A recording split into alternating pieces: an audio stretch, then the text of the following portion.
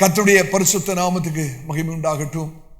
ஆண்டவராகிய இயேசு கிறிஸ்துவின் இனிய நாமத்திலே நாங்கள் உங்களை வாழ்த்துகிறோம், வரவேற்கிறோம்.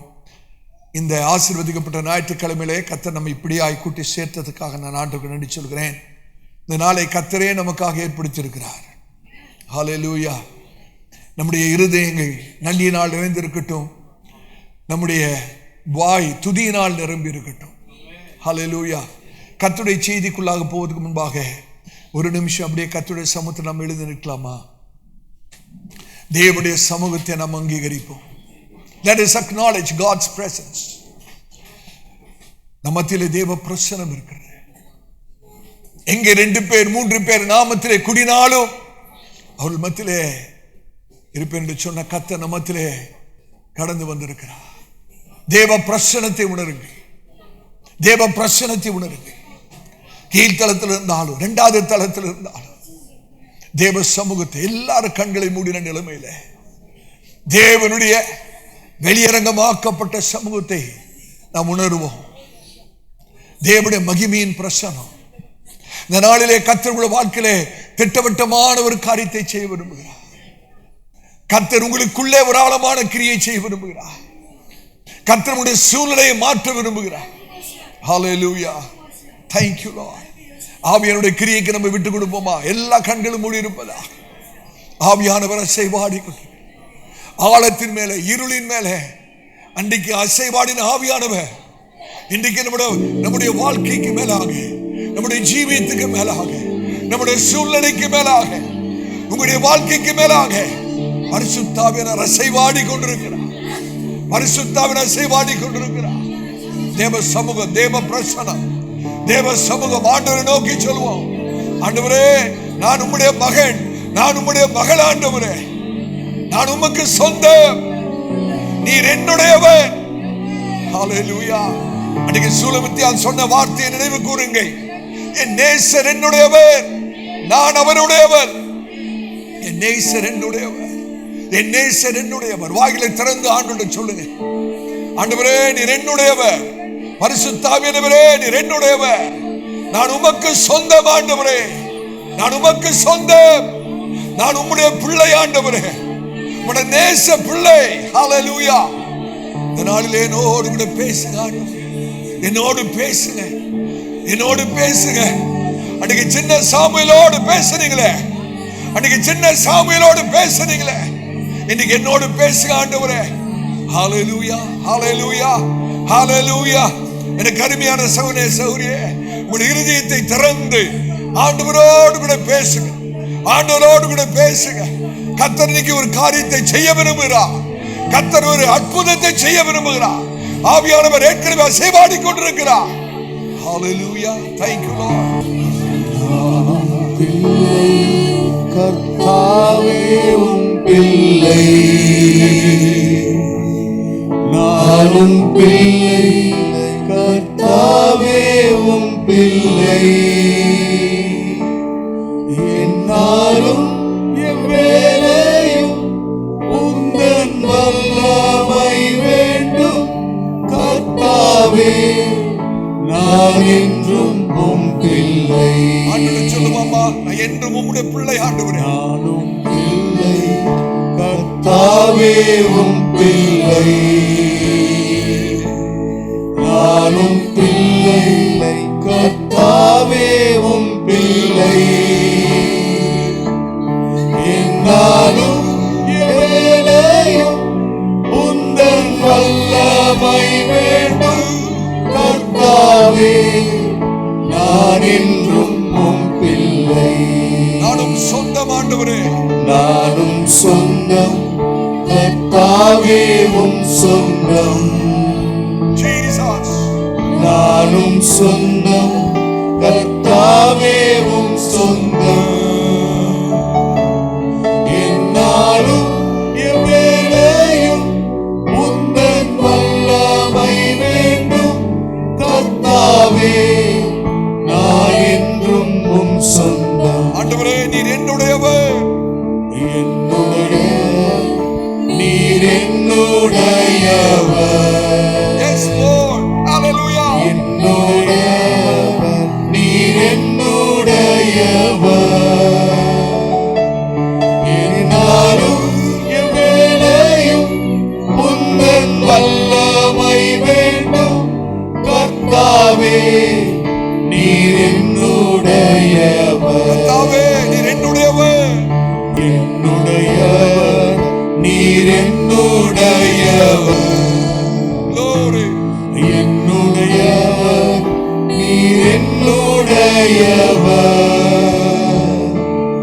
என்னாலும் எவ்வேளையும் உந்தன் வல்லமை வேண்டும் கர்த்தாவே, நீர் என்னுடையவர்.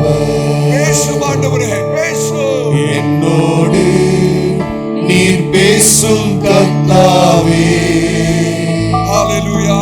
என்னோடு நீர் பேசும் கர்த்தாவே, ஹல்லேலூயா. என்னாலும் எவ்வேளையும் உந்தன் வல்லமை வேண்டும் கர்த்தாவே, என்னோடு நீர் பேசும். என்னோடு பேசும் ஆண்டவரே, என்னோடு நீர் பேசும் கர்த்தாவே, என்னோடு நீர் பேசும் கர்த்தாவே, என்னாலும் எவ்வேளையும் உந்தன் வல்லமை வேண்டும் கர்த்தாவே, என்னோடு நீர் பேசும். என்னோடு நீர் பேசும். என்னோடு நீர் பேசும் கர்த்தாவே, ஹல்லேலூயா. என்னோடு நீர் பேசும் கர்த்தாவே, என்னாலும் எவ்வேளையும் உந்தன் வல்லமை வேண்டும் கர்த்தாவே, என்னோடு நீர் பேசும். நீர் என்னுடையவர் ஆண்டவரே, என்னுடையவர், நீர் என்னுடையவர். Lord about mine. என்னுடையவர், நீர் என்னுடையவர். என்னாலும் எவ்வேளையும் உந்தன் வல்லமை வேண்டும் கர்த்தாவே, நீர் என்னுடையவர். நானும் சொந்தம் என்று பாடுவோமா? நானும் சொந்தம் கர்த்தாவே, உம் சொந்தம். ஹல்லேலூயா. நானும் சொந்தம் கர்த்தாவே, உம் சொந்தம். என்னாலும் எவ்வேளையும் உந்தன் வல்லமை வேண்டும் கர்த்தாவே, நான் என்றும் உம் சொந்தம். பேசும் ஆண்டவரே, என்னோடு நீர் பேசும் கர்த்தாவே, என்னோடு நீர் பேசும் கர்த்தாவே, என்னாலும் எவ்வேளையும் உந்தன் வல்லமை வேண்டும் கர்த்தாவே, என்னோடு நீர் பேசும். அன்பின் பிதாவே, அற்புதமான கர்த்தருடைய நாளுக்காக நாங்கள் நன்றி செலுத்துகிறோம். நாங்கள் பாடினது போல நாங்கள் உம்முடையவர்கள் ஆண்டவரே, நீர் எங்களுடையவர். இந்த நாளிலே நீர் எங்களோடு கூட பேச வேண்டுமா நாங்கள் ஜெபிக்கிறோம். எங்களை திசை திருப்புகிற சந்தேகங்களையும் பயங்களையும் கொண்டு வருகிற எல்லா சத்துடைய கிரியைகளையும் ஆண்டவராய் இயேசு கிறிஸ்துவின் நாமத்திலே நாங்கள் கடிந்து கொள்கிறோம். பரிசுத்த ஆவியானவரே, உம்முடைய வல்லமையினால் எங்களை நிரப்பும். எங்களுடைய இருதயங்களை விசுவாசத்தினாலே திடப்படுத்தும். உம்முடைய வார்த்தை இந்த நாளிலே எங்களை உற்சாகப்படுத்தட்டும். ஒரு விடுதலை எங்களுடைய வாழ்க்கையிலே அற்புதத்தை உம்முடைய வார்த்தை செய்யட்டும் என்று நாங்கள் ஜெபிக்கிறோம். உம்முடைய கரத்திலே முற்றிலுமாக தாழ்த்துகிறோம். கூடி வந்திருக்கிற ஒவ்வொரு சௌரிய கர்த்தர் ஆசீர்வதிங்க. ஒவ்வொரு தனிப்பட்ட நபரோடு ஆவியானவர் இடைப்பட்டு பேசுகிறார். அடியனை மூடி மறைத்து நீர் வெளிப்படுங்க. நாமம் ஒன்று மாத்திரம் மகிமைப்படுவதாக. இயேசு கிறிஸ்துவின் நாமத்தில் ஜெபம் கேளும் எங்கள் நல்ல பிதாவே. ஆமென், ஆமென். கர்த்தர் உங்களை ஆசீர்வதிப்பார். தயவுசெய்து காருங்கள். கர்த்தருடைய பிரசன்னம் இங்க இருக்கிறது. Today it's a new day. ஒரு புதிய நாள், ஒரு புதிய வாரம், ஒரு புதிய மாதத்தின் முதல் ஞாயிற்றுக்கிழமை. ஹல்லேலூயா. கர்த்தர் நம்மத்திலே வந்திருக்கிறார். நம்மோடு பேசும்படியாக, அவருடைய தயவை விளங்க பண்ணும்படியாக, ஒரு விடுதலையை கர்த்தர் நமக்கு தரும்படியாக. கர்த்தரை போல கண்ணா சொல்றேன், இந்த இடத்துல கர்த்தர் இருக்கிறார். உங்களுடைய இருதயங்களை கர்த்தர் தொடுவார். உங்களுடைய நிலைமையை கர்த்தர் மாற்றுவார். இழந்து போன சந்தோஷத்தையும் சமாதானத்தையும் கர்த்தர் திரும்ப தருவார். ஒருவேளை வேதனையோடு, பாரத்தோடு, துக்கத்தோடு தேவ சமூகத்தில் நீங்கள் வந்திருப்பீர்கள், இந்த பாரம் உங்களை விட்டு நீங்கும். ஹல்லேலூயா. ஏதோ ஒரு சூழ்நிலை உங்களை அழுத்தி கொண்டிருக்குமானால் கர்த்தர் விடுதலை தந்து கர்த்தர் உங்களுடைய உள்ளத்தை சமாதானத்தால் நிரப்புவார். உங்களுடைய இருதயங்களை கர்த்தருடைய வசனத்துக்கு நேராய் திறந்து வையுங்கள். எதனாலும் திசை திருப்பப்பட வேண்டாம். சந்தேகத்துக்கு இடம் கொடுக்க வேண்டாம். உங்களுடைய விசுவாசம் ஹல்லேலூயா எழும்பட்டும். ஆமென். கர்த்தர் நம்மை ஒருபோதும் மறவாதவர், நம்மளை மீட்கிறவர், இழந்து போனதை மறுபடியும் இரட்டிப்பாய் தருகிறவர். இந்த நாளிலே கர்த்தர் உங்களோடு கூட தனிப்பட்ட ரீதியிலே பேச விரும்புகிறார். ஆமென். ஹல்லேலூயா. கர்த்தர் நம்மோடு பேசுவாரானால் நாம் உள்ளத்தின் ஆழத்திலே பலப்படுவோம். நம்முடைய ஆவியிலே ஒரு எழுப்புதல் உண்டாகும். ஆமென். நீ கர்த்தர் சொல்றார், மகனே மகளே, நீ எனக்கு விசேஷித்தமானவன், நீ எனக்கு விசேஷித்தமானவன். ஹல்லேலூயா. கர்த்தருடைய வசனத்தை கேட்க ஆயத்தமா? கர்த்தருடைய பரிசுத்த நாமத்துக்கு ஸ்தோத்திரம். கர்த்தருடைய பரிசுத்த வேதாகமத்தை திருப்பிக் கொள்வோம். ஏசாயா தீர்க்கதரிசன புஸ்தகத்துக்கு திருப்பிக் கொள்ளுங்கள். ஒரே ஒரு வசனத்தை வாசிக்கலாம். ஏசாயா 29 அதிகாரம் 22வது வசனத்தை வாசிக்க கேட்போம். நீங்கள் எந்த தளத்தில் இருந்தாலும் தயவு செய்து உங்களுடைய பரிசுத்த வேதாகமத்தை திறந்து வாசிக்கப்படுகிற வசனங்களை உங்களுடைய பரிசுத்த வேதாகமத்தில் நீங்கள் பாருங்கள். இன்னைக்கு கர்த்தர் தீர்க்க தரிசனமாய் உங்களோடு கூட பேச விரும்புகிறார். ஏசாயா 29 அதிகாரம் 22வது வசனத்தை நாம் வாசிக்க கேட்கலாம். ஏசாயா 29 அதிகாரம் 22வது வசனம். ஆகையால் ஆபிரகாமை மீட்டுக் கொண்ட கர்த்தர், ஆபிரகாமை மீட்டுக் கொண்ட கர்த்தர் யாக்கோபின் வம்சத்தை குறித்து, யாக்கோபின் வம்சத்தை குறித்து இனி யாக்கோபு வெட்கப்படுவதில்லை, இனி யாக்கோபு வெட்கப்படுவதில்லை, இனி அவன் முகம் செத்து போவதும் இல்லை, இனி அவன் முகம் செத்து போவதும் இல்லை. நம்ம எல்லாரும் சேர்ந்து இந்த வசனத்தை வாசிக்கலாமா? கர்த்தர் தருகிற ஒரு தீர்க்க தரிசன வார்த்தை.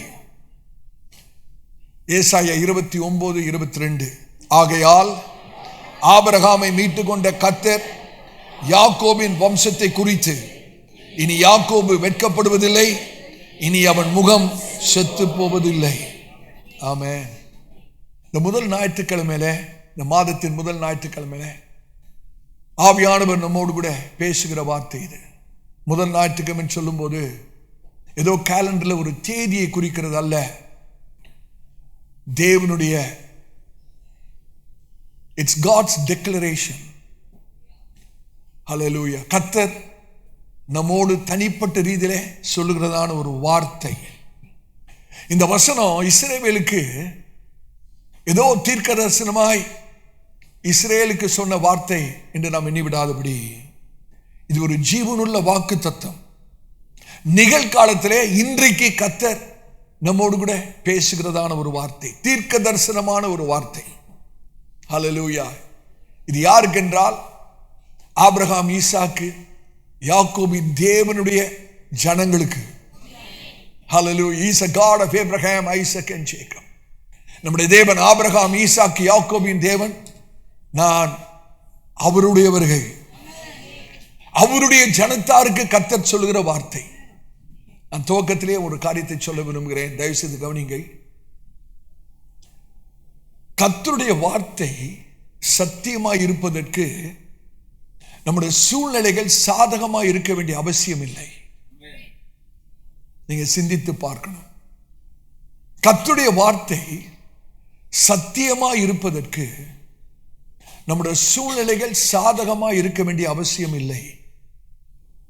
காரணம், இந்த சத்தியமா இருக்கிற வார்த்தை தான் நம்முடைய சூழ்நிலைகளை மாற்ற வல்லமை உள்ளதா இருக்கிறது. ஒருவேளை சூழ்நிலை சாதகமற்றதா இருக்கலாம், சூழ்நிலை உங்களுக்கு எதிராக இருக்கலாம், எதிர்காற்று வீசிக் கொண்டிருக்கலாம்.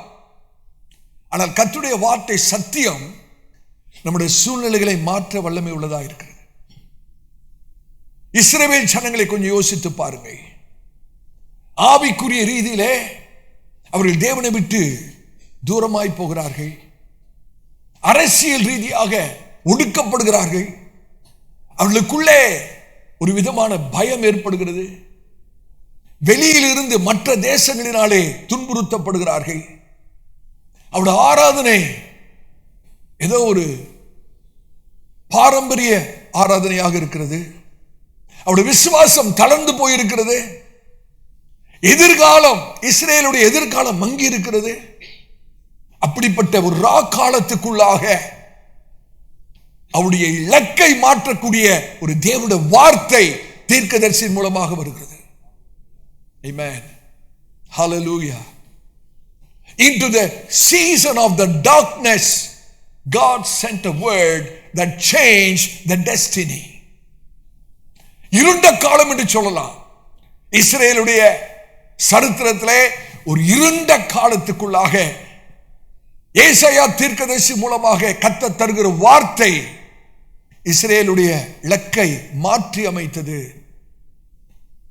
கர்த்தர் சொல்கிறார், ஆபிரகாமை மீட்டுக் கொண்ட கர்த்தர் யாக்கோபின் வம்சத்தை குறித்து இனி யாக்கோபு வெட்கப்பட்டு போவதில்லை, வெட்கப்படுவதில்லை, இனி அவன் முகம் செத்து போவதில்லை என்று சொல்றார். ஹல்லேலூயா. இன்னைக்கு கர்த்தர் உங்களை தனிப்பட்ட ரீதியிலே பார்த்து சொல்கிற வார்த்தை, என் மகனே, என் மகளே, நான் ஆபிரகாமை மீட்டெடுத்த தேவன், நான் உன்னையும் மீட்க வல்லவராயிருக்கிறேன். நீ ஒருபோதும் வெட்கப்படுவதில்லை, உன் முகம் செத்து போவதில்லை. இந்த வார்த்தை நம்முடைய தேவன் எப்படிப்பட்டவர் என்பதை விளங்கப்படுகிறது. நம்முடைய இக்கட்டான சூழ்நிலைக்குள்ளாக கர்த்தராகிய தேவன் நடந்து வந்து ஒரு புதிய நம்பிக்கை, ஆமென், ஒரு புதிய ஆவிக்குரிய அனுபவத்துக்குள்ளே கர்த்தர் நம்மை நடத்த விரும்புகிறார். இந்த வசனத்தில் நாம் ஒரு காரியத்தை கவனிக்க வேணும்.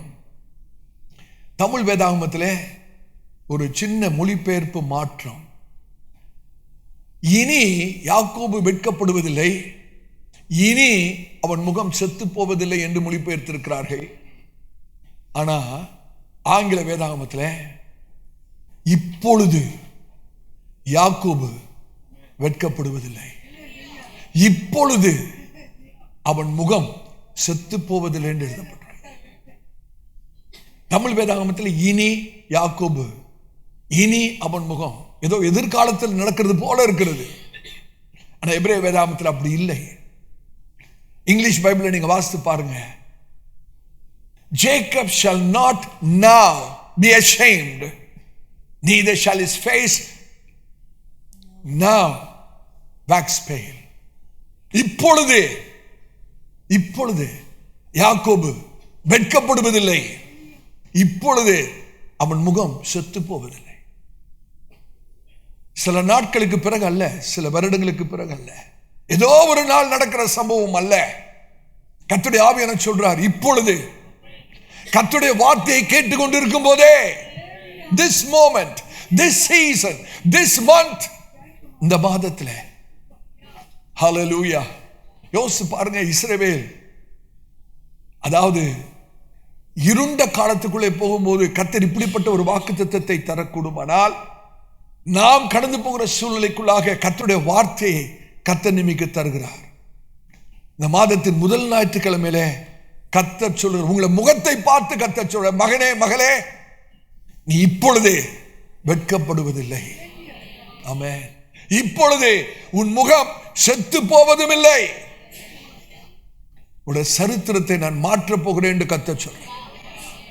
I am going to change your history. ஆமென். காரணம் என்ன தெரியுமா? ஆபிரகாமை மீட்டுக் கொண்ட தேவன் நான் உங்களுடைய மீட்பராய் இருக்கிறேன். எத்தனை பேர் விசுவாசிக்கிறோம்? ஆபிரகாமை மீட்டெடுத்த தேவன் நான் உங்களுடைய மீட்பராய் இருக்கிறேன். இந்த காலவெளியிலே சுருக்கமாக ஒரு 3 குறிப்பை உங்களுக்கு முன்பாக வைக்கும்படியாய் கர்த்தரால் ஏவப்படுகிறேன். இந்த நாளின் செய்தியின் தலைப்பு என்னவென்றால், அவகீர்த்தியிலிருந்து தெய்வீக விடுதலை. அவகீர்த்தியிலிருந்து தெய்வீக விடுதலை. Divine deliverance from disgrace. Divine deliverance from disgrace. அவகீர்த்தியிலிருந்து தெய்வீக விடுதலை. இது ஒரு தீர்க்க தரிசனமான செய்தி. ஆவியானவர் உங்களோடு பேச விட்டு கொடுங்கள். முதலாவது, தேவன் தம் மக்களை நினைவு கூறுகிறார். தேவன் தம் மக்களை நினைவு கூறுகிறார். நம்ம வாய் திறந்து சொல்லுவோமா?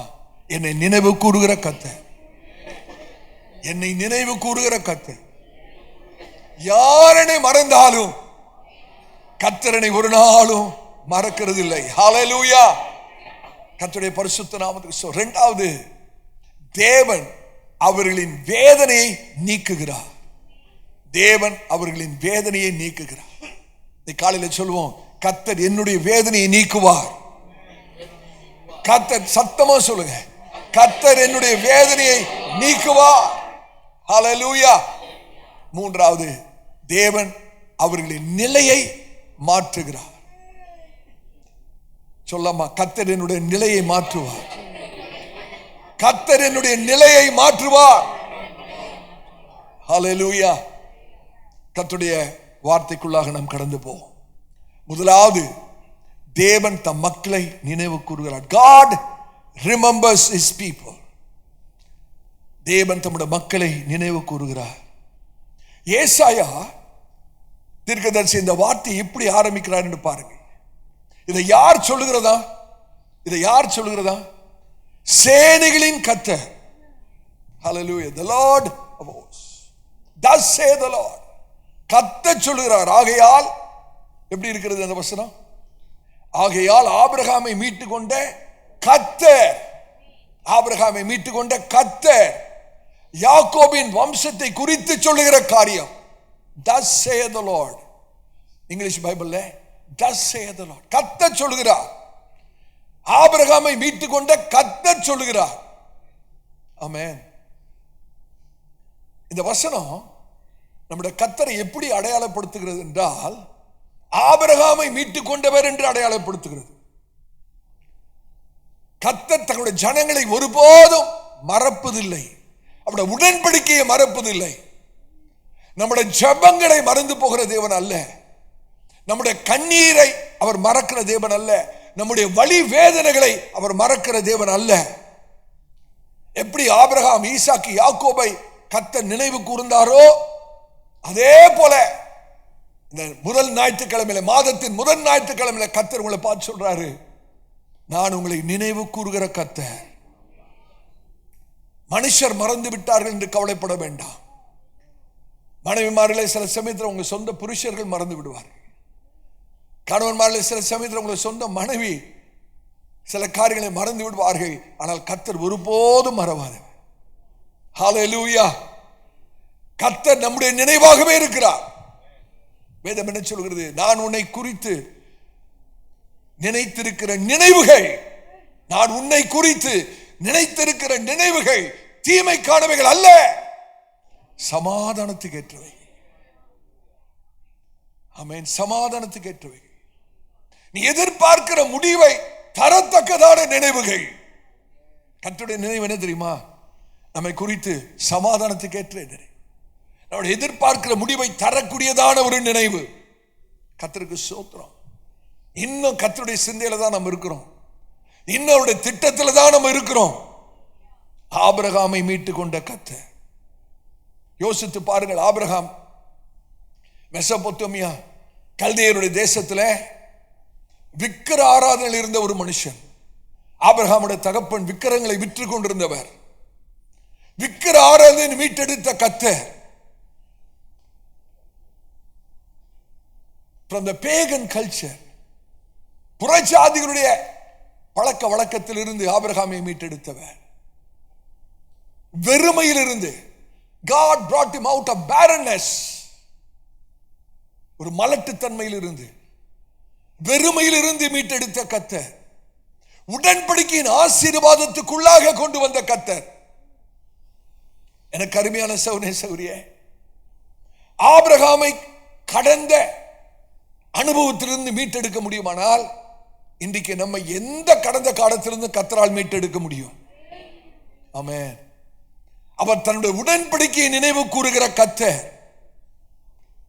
ஆபிரகாமோடு செய்த உடன்படிக்கையை கர்த்தர் நினைவு கூர்ந்ததுக்கு காரணம், ஏதோ ஆபிரகாம் பூரணராக இருந்தபடினாலே அல்ல, தேவன் வாக்குத்தத்தம் பண்ணினபடினாலே ஆபிரகாமோடு கூட பண்ணின உடன்படிக்கையை கர்த்தர் நினைவு கூர்ந்தார். அதே உடன்படிக்கை ஈசாக்குக்கும் வந்தது, யாக்கோபுக்கும் வந்தது. கர்த்தருடைய ஊழியக்காரன் நான் சொல்றேன், அதே உடன்படிக்கை இன்னைக்கு கிறிஸ்து இயேசுக்குள்ளாக இருக்கிற நம் ஒவ்வொருவருக்கும் அதே வாக்குத்தத்தம் உண்டு, அதே உடன்படிக்கை உண்டு. நான் ஒரு காரியத்தை நீங்கள் தெளிவாய் விளங்கிக் கொள்ள வேண்டும் என்று நான் விரும்புகிறேன். ஒரு வசனத்தை எடுத்து வாசிங்கள். ஆதியாகமம் 13ஆம் அதிகாரம் 15வது வசனத்தை வாசிங்கள். ஆதியாகமம் 13ஆம் அதிகாரம் 15வது வசனம். நீ பார்க்கிற இந்த பூமி முழுவதையும், நல்ல கவனிக்கணும், நீ பார்க்கிற இந்த பூமி முழுவதையும் நான் உனக்கும் உன் சந்ததிக்கும் என்றைக்கும் இருக்கும்படி கொடுத்து உன் சந்ததியை பூமியின் தூளை போல பெருக பண்ணுவேன். ஒருவன் பூமியின் தூளை எண்ணக்கூடுமானால் உன் சந்ததியும் எண்ணப்படும். இதை கர்த்தர் ஆபிரகாமுக்கு வாக்குத்தத்தமாக கொடுக்கிறார். இதே காரியத்தை கர்த்தர் மறுபடியும் பேசுகிறார்.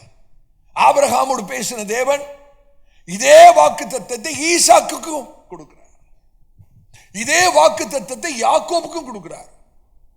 ஆமென்.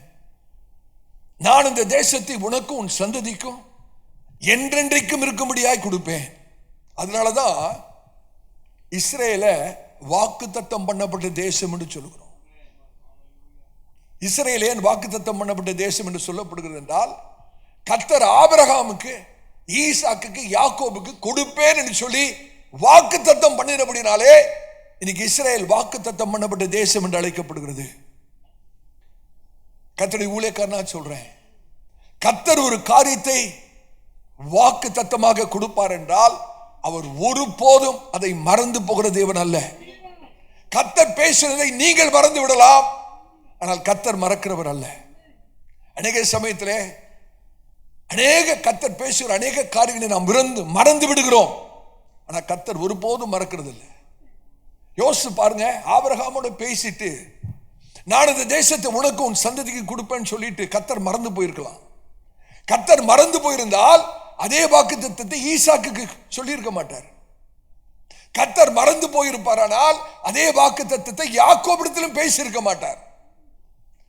ஆபிரகாமோடு பேசின வாக்குத்தத்தத்தை ஈசாக்குக்கும் யாக்கோபுக்கும் தொடர்ந்து அவர் மறுபடியும் சொல்கிறார் என்றால் அவர் ஒருபோதும் வாக்குத்தத்தத்தை மறவாத தேவன், தன்னுடைய ஜனங்களை மறவாத தேவன். ஹல்லேலூயா. நான் இன்னும் கொஞ்சம் கடந்து போய் யோசேப்பை குறித்து சொல்கிறேன், தயவு செய்து கவனிங்க. யோசேப்பு யாக்கோபுடைய மகன்.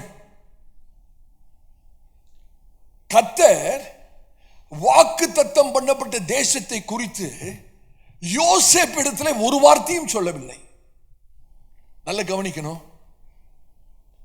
கர்த்தர் வாக்குத்தத்தம் பண்ணப்பட்ட தேசத்தை குறித்து ஆபிரகாம் கிட்ட சொன்னாரு, ஆபிரகாமுடைய மகனாகிய ஈசாக்கு இடத்துல சொன்னாரு, ஈசாக்குடைய மகனாகிய யாக்கோபு இடத்துல சொன்னாரு. ஆனா வாக்குத்தத்தம் பண்ணப்பட்ட தேசத்தை குறித்து யோசேப்பு இடத்துல சொல்லவே இல்லை. ஆனால் தகப்பனாகிய யாக்கோபு தன்னுடைய பிள்ளைகளிடத்துல, தன்னுடைய குமாரனிடத்துல கர்த்தர் எதை சொன்னாரோ அதை சொல்லிக் கொண்டே இருந்தார். யோசேப்பிடத்துல வாக்குத்தத்தம் பண்ணப்பட்ட தேசத்தை குறித்து கர்த்தர் பேசல. ஆனா யாக்கோபோட பிள்ளைகளிடத்துல யார் தொடர்ந்து பேசிக் கொண்டிருந்ததுன்னா, யாக்கோபு தகப்பன் கர்த்தர் கொடுத்த வாக்குத்தத்தத்தை குறித்து யாக்கோபு தன் பிள்ளைகளிடத்துல, குமாரனிடத்துல, யோசேப்பிடத்துல சொல்லிக் கொண்டே இருந்தார். யாக்கோபுடைய பிள்ளைகள், குமாரர்கள் கர்த்தர் சொன்ன காரியத்தை நம்பவில்லை, விசுவாசிக்கவில்லை. அவர்கள் அதை ஏளனம் செய்தார்கள், அதை அவர்களால் ஏற்றுக்கொள்ள முடியவில்லை. ஆனால் யோசேப்பு மாத்திரம் தன்னுடைய தகப்பனாகிய யாக்கோபு சொன்ன வார்த்தை, கர்த்தர் இப்படி சொல்லியிருக்கிறார் என்று சொன்ன வார்த்தையை யோசேப்பு மாத்திரம் தன்னுடைய இருதயத்திலே அப்படியே ஏற்றுக்கொண்டு அதை தனக்கென்று உரிமை பாராட்டி கொண்டார். ஹல்லேலூயா. நல்ல கவனிங்க, யோசேப்பிடத்துல ஒரு விஷயம் கூட ஆண்டவர் சொல்ல, இந்த வாக்குத்தத்தம் பண்ணப்பட்ட தேசத்தை நான் உனக்கு கொடுப்பேன்னு சொல்லவே இல்லை. ஆபிரகாம்கிட்ட சொன்னாரு, ஈசாக்கிட்ட சொன்னாரு, யாக்கோபிட்ட சொன்னாரு. ஆனா யோசேப்புக்கு சொன்னது யாரு? யாக்கோபு. ஆனா யாக்கோபு ஒவ்வொரு விஷயம் யோசேப்பு கிட்ட அந்த வாக்குத்தத்தம் பண்ணப்பட்ட தேசத்தை குறித்து பேசும்போது யோசேப்புக்குள்ளாக விசுவாசம் அப்படியே பெருக்கெடுத்து ஓடுகிறது. யோசேப்பு அதை எப்படி ஏற்றுக்கொண்டார் என்றால், யாக்கோபு யோசேப்பிடத்துல பேசும்போது யோசேப்பு அதை எப்படி ஏற்றுக்கொண்டார் என்றால், ஏதோ கர்த்தர் யோசேப்போடு கூட நேரடியாய் பேசுறது போல யோசேப்பு அதை விசுவாசித்து ஏற்றுக்கொண்டார். அதாங்க விசுவாசம். அதான் விசுவாசம். நீங்க ஒருவேளை சொல்லலாம், கர்த்தர் நேரடியா என்கிட்ட ஒண்ணுமே பேசலையே, அவருடைய சத்தத்தை நான் கேட்கலையே, நேரடியா பேசலையே. நான் இன்னைக்கு சொல்றேன், கர்த்தர் உங்களிடத்துல நேரடியா பேசலன்னா பரவாயில்ல, கவலைப்படாதீங்க. கர்த்தர் அவருடைய வேதத்துல, அவருடைய புஸ்தகத்துல, அவருடைய பரிசுத்த வேதாகமத்துல நமக்கு கொடுத்திருக்கிறார். நமக்கு கொடுத்திருக்கிறார். அன்னைக்கு யோசேப்புக்கு நேரடியா கர்த்தர் ஒன்றும் சொல்லல. தகப்பன் சொன்ன வார்த்தையை கேட்டு விசுவாசித்து ஆண்டவர் நேரடியா தன்னோடு பேசுறது போல யோசேப்பு விசுவாசித்து ஏற்றுக்கொண்டார். வேதம் என்ன திரும்ப சொல்கிறது? விசுவாசம் கேள்வியினால் வருகிறது, அவருடைய வார்த்தையை கேட்கிறதுனாலே வருகிறது. கர்த்தருடைய பரிசுத்த நாமத்துக்கு ஸ்தோத்திரம். யோசேப்பு அதை அப்படியே ஏற்றுக்கொண்டார். கர்த்தர் எனக்கு கற்றுக் கொடுத்த பாடம் என்ன தெரியுமா? நேரடியாக ஒருவேளை ஆண்டவர் பேசாம இருக்கலாம், ஆனா வேதத்தை வாசிக்கும் போது, ஒரு ஊழியக்காரை கொண்டு பேசும்போது, இன்னொரு நபரை குறித்து கர்த்தர் அவருடைய வார்த்தை நம்மோடு பேசும்போது நாம் எப்படி ஏற்றுக்கொள்ள வேண்டும் என்றால், கர்த்தர் என்னோடு நேரடியாய் பேசுகிறது போல ஏற்றுக்கொள்ள வேண்டும். அதாங்க விசுவாசம்.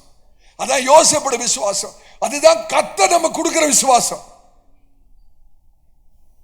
ஹல்லேலூயா. எத்தனை பேருக்கு விளங்குது நான் சொல்றது? இப்ப யோசேப்பு என்ன சொல்றாரு வாசித்து பாருங்க. ஆதியாகமம் 50ஆம் அதிகாரம் 24வது வசனத்தை வாசிங்க.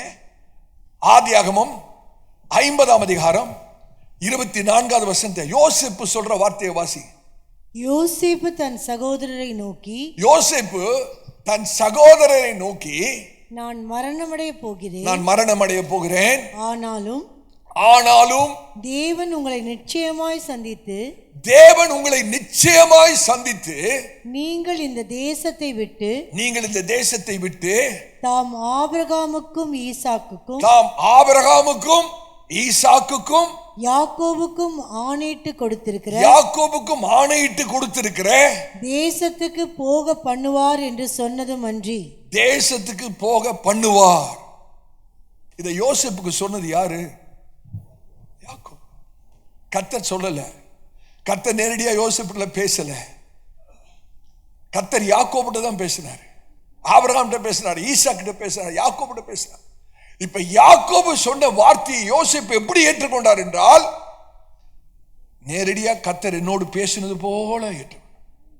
கர்த்தருடைய பரிசுத்த நாமத்துக்கு ஸ்தோத்திரம். நான் ஒரு காரியத்தை சொல்றேன், நல்ல கவனிங்க.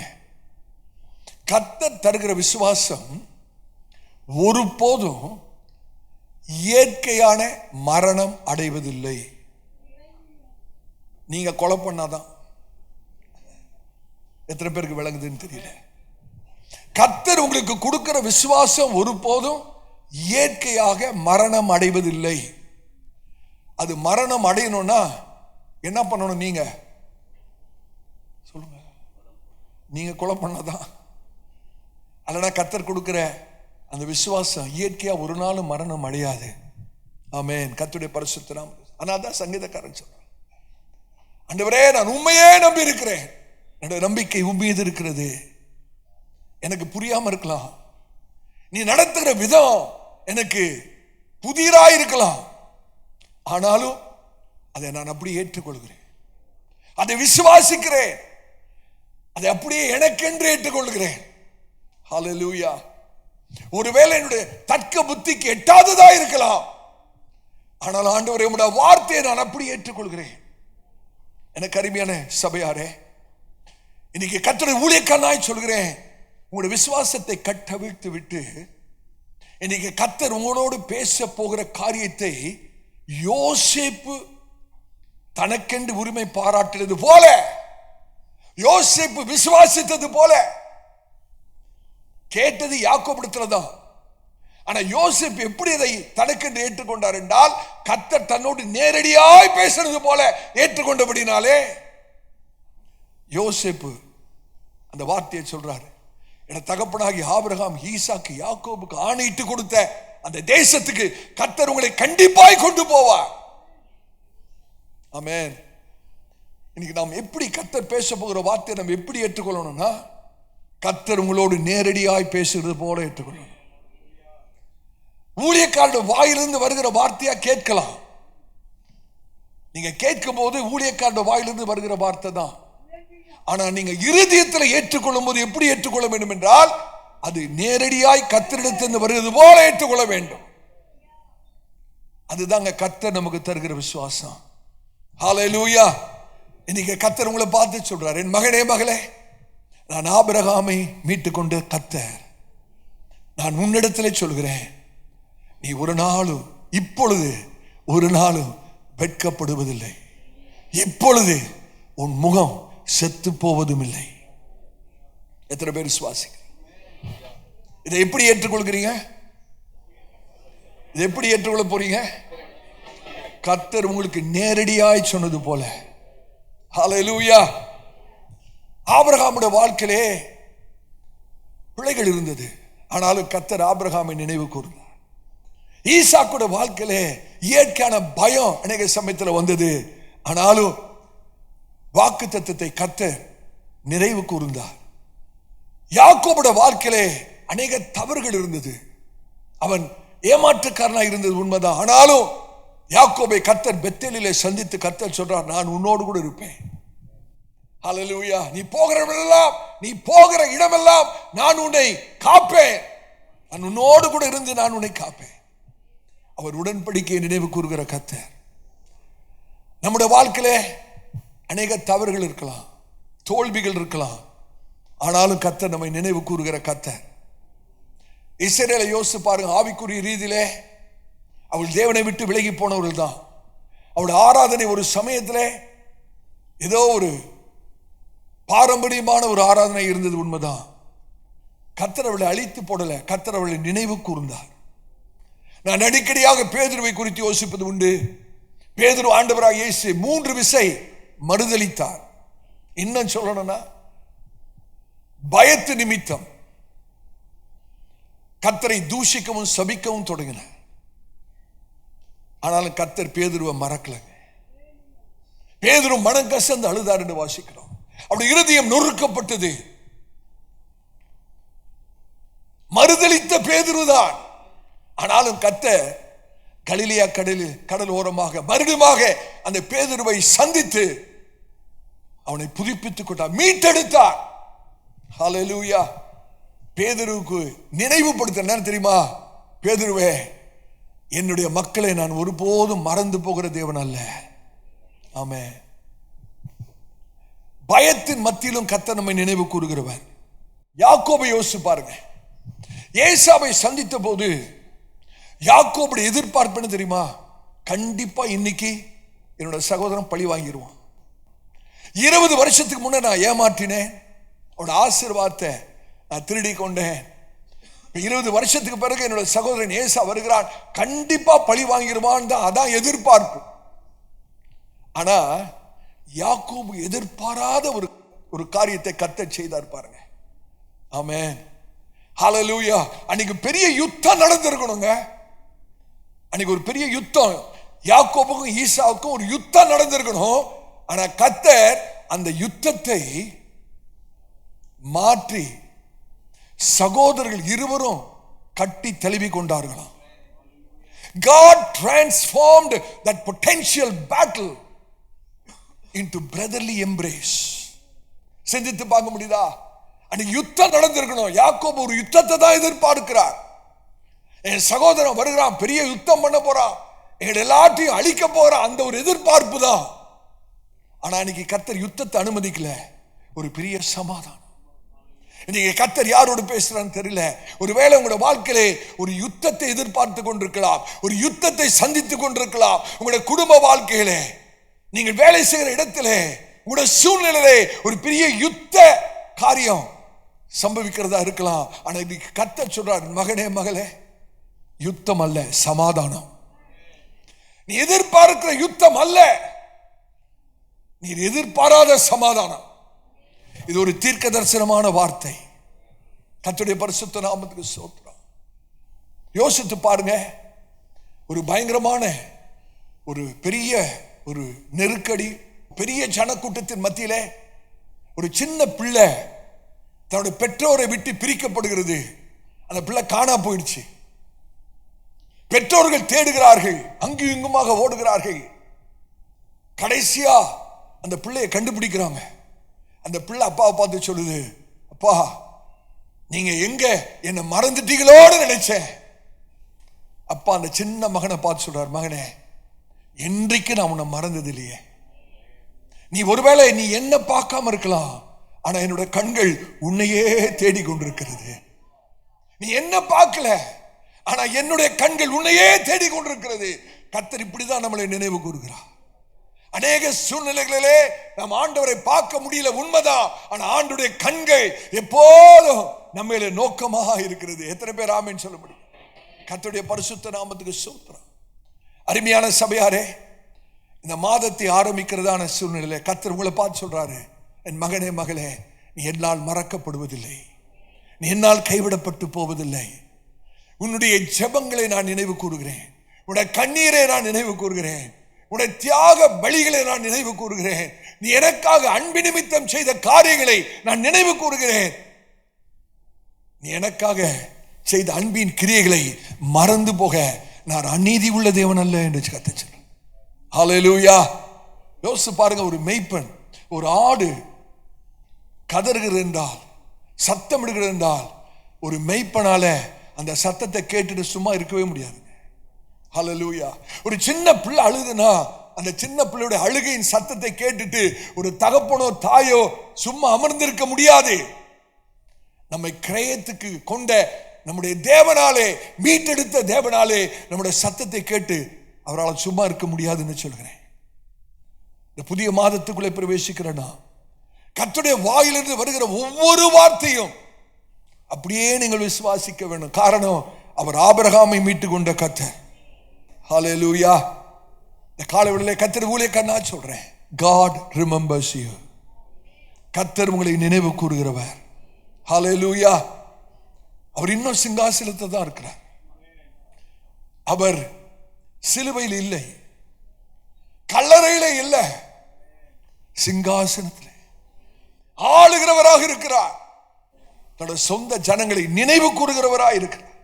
பிரச்சனைகள் வரலாம், போராட்டம் வரலாம், ஆனா அவருடைய வாக்கு தத்தங்கள் உண்மையானவைகள். ஒருபோது உங்களை தனிமையாய் விடுகிற தேவன் அல்ல. ஹல்லேலூயா. அவர் இன்னும் சிங்காசனத்தில் இருக்க. எத்தனை பேர் விசுவாசிக்கிறீங்க? இன்னைக்கு கர்த்தருடைய ஊழியக்காரனா சொல்றேன், யார் உங்களை மறந்தாலும் கர்த்தர் உங்களை மறக்கிறவர் அல்ல. அவர் உடன்படிக்கையின் தேவன். ஆனாதான் அவர் சொல்றாரு, ஆபிரகாமை மீட்டு கொண்ட கர்த்தர் சொல்லுகிற ஒரு காரியம் அப்படின்னா, யாக்கோபுடைய வம்சத்தை குறித்து சொல்லும்போது அவர் ஆபிரகாமை ஏன் கொண்டு வருகிறார் என்றால், ஆபிரகாமுடைய வம்சத்தை ஒருபோது நான் மறக்கலன்னு சொல்றதுக்காக தான். யாக்கோவே, உன்னை தகப்பனாகி ஆபிரகாமை நான் மீட்டு கொண்டேன்ப்பா, நான் உன்னை மறந்துட்டேன் நினைக்காதே, நான் உன்னை ஒருபோதும் மறவாத தேவன். எத்தனை பேர் ஆமென் சொல்ல முடியும்? இரண்டாவதாக, தேவன் அவர்களின் வேதனையை நீக்குகிறார். God removes that pain. God removes that pain. அதே வசனத்தில் பாருங்க, ஏசாயா 29:22 யாக்கோபு இப்பொழுது வெட்கப்படுவதில்லை. யாக்கோபு இப்பொழுது வெட்கப்படுவதில்லை. ஹல்லேலூயா. இதுதாங்க அந்த வாக்குத்தத்தத்தினுடைய கருப்பொருளை, இதுதான் சாராம்சமே, இதுதான். முதல்ல சொன்னார்ல, ஆபிரகாமை மீட்டு கொண்ட கர்த்தர் சொல்கிறேன்னு சொன்னது வாக்கு தத்தத்தின் ஆதாரம், the source of the promise. அது இரண்டாவதாக வாக்குத்தத்தத்தின் கருப்பொருள், வாக்குத்தத்தத்தின் ஆதாரம் என்னவென்றால், அவர் சொல்றாரு, யாக்கோபே இப்பொழுது நீ வெட்கப்படுவதில்லை, நீ வெட்கப்படுவதில்லை. யோசிச்சு பாருங்க, அந்த வார்த்தை வெட்கப்படுதலுக்கு கொஞ்சம் யோசிச்சு பாருங்களேன். சில சமயத்திலே நாம் வெட்கப்படுவது போல தோன்றுகிறது. குடும்ப சூழ்நிலையிலே, தனிப்பட்ட வாழ்க்கையில, நீங்க வேலை செய்கிற இடத்துல, சமுதாயத்தில் வெட்கப்பட்டு போகிறது போல தெரிகிறது. அந்த வெட்கப்படுகிறது இருக்க, அது போல வேதனை உள்ள ஒரு உணர்வு வேற எதுவுமே இல்லைங்க. Shame is one of the most painful emotion a person can experience. இந்த தாழ்த்தப்படுறோம் பார்த்தீங்களா, வெட்கப்பட்டு போகிறோம் பார்த்தீங்களா, சில சமயத்தில் மற்றவர்களுக்கு முன்பாக தலை குனிந்து போகிற ஒரு சூழ்நிலை ஏற்படுது பார்த்தீங்களா, ஒண்ணுமே நம்மளால செய்ய முடியாத ஒரு சூழ்நிலை, ரொம்ப வேதனை உள்ள ஒரு சூழ்நிலை. அது வெட்கப்படுதுன்னு சொல்லும் போது நம்முடைய பலனெல்லாம் அற்று போனது போல ஒரு உணர்வு. வெட்கப்படுகிற போது நான் எதுக்குமே தகுதி இல்லையோ என்று நினைக்கக்கூடிய ஒரு காரியம், நம்முடைய இருதயத்தை பாரப்படுத்தக்கூடிய ஒரு காரியம், நம்பிக்கையெல்லாம் சுக்குநூறா உடைக்கிற ஒரு காரியம். வெட்கப்பட்டு போற ஒரு உணர்வு இருக்குமானா ஜெபிக்க முடியாது.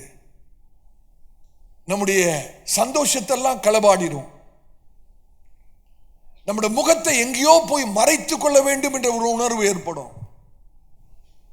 நீங்க அந்த சந்தர்ப்பத்துக்குள்ள, அந்த அனுபவத்துக்குள்ளே கடந்து போயிருப்பீங்க. எல்லாரும் அந்த சூழ்நிலையில் ஒரு நாள் அல்லது என்றைக்கோ ஒரு நாள் கடந்து போயிருப்போம். வெட்கப்பட்டு போகும்போது, ஒரு தாழ்த்தப்படும் போது, நம்முடைய முகத்தை எங்கேயோ போய் மறைத்துக் கொள்ள வேண்டும் என்ற உணர்வு நமக்குள்ள வரும். ஆனா இன்றைக்கு காலையில முதல் ஞாயிற்றுக்கிழமை கர்த்தர் சொல்றார், மகனே மகளே, நீ இனி இப்பொழுது நீ வெட்கப்படுவதில்லை, வெட்கப்படுவதில்லை. Shame ends now.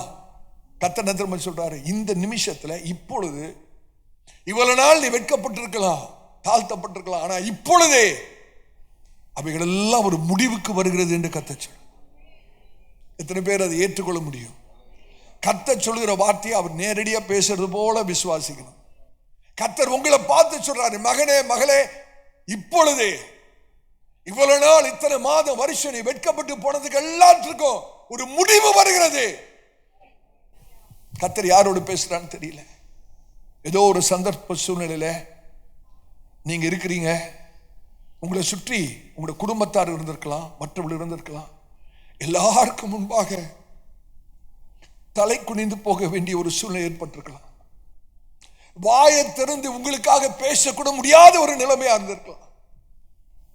உங்களுடைய சூழ்நிலை அப்படி ஒரு வேதனை நிறைந்த சூழ்நிலையா இருந்திருக்கலாம். தன்னையே காத்துக்கொள்ள முடியாத ஒரு சூழ்நிலை, தனக்காக பேச முடியாத ஒரு சூழ்நிலை.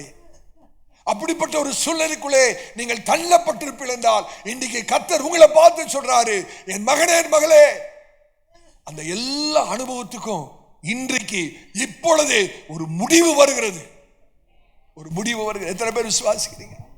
ஹல்லேலூயா! கர்த்தருடைய பரிசுத்த நாமத்துக்கு மகிமை உண்டாவதாக. கர்த்தர் வெறுமையாய் பேசுகிற தேவன் அல்ல. ஆமென், ஆமென். உங்களுடைய கடந்த காலத்தை குறித்ததான வெட்கம் முடிவுக்கு வருகிறது. கடந்த பாவ வாழ்க்கை குறித்ததான ஒரு வெட்கம் முடிவுக்கு வருகிறது. யாக்கோபு யோசிச்சு பாருங்க, யாக்கோபோட வாழ்க்கை முழுவதும் வஞ்சகம்தான், பயம்தான், தவறுகள் தான். ஆனாலும் கர்த்தர் யாக்கோபை மறக்கவில்லை. கர்த்தர் யாக்கோபை நினைவு கூர்ந்து இஸ்ரவேலாய் கர்த்தர் மாற்றுகிறார். எவ்வளவு பெரிய ஒரு மாற்றம் பாருங்களேன். யாக்கோபு ஏசாவை வஞ்சித்து, தன்னுடைய சொந்த தகப்பனாகிய ஈசாக்கை ஏமாற்றி, தன்னுடைய மாமனாகிய லாபானை அவர் ஏமாற்றி, யாக்கோபுடைய சரித்திரம் ரொம்ப புகழத்தக்கதாக இருக்காது, பாராட்டக்கூடியதாக இருக்காது.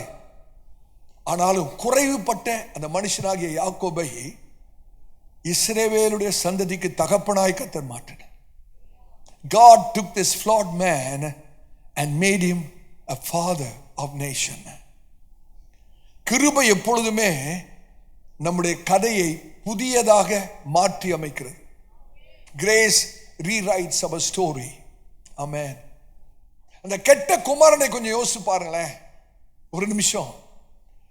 தன்னுடைய தகப்பன் வீட்டுக்கு அந்த கெட்ட குமாரன் வருகிறான். ஆனால் எதிர்பார்ப்பு என்ன தெரியுமா?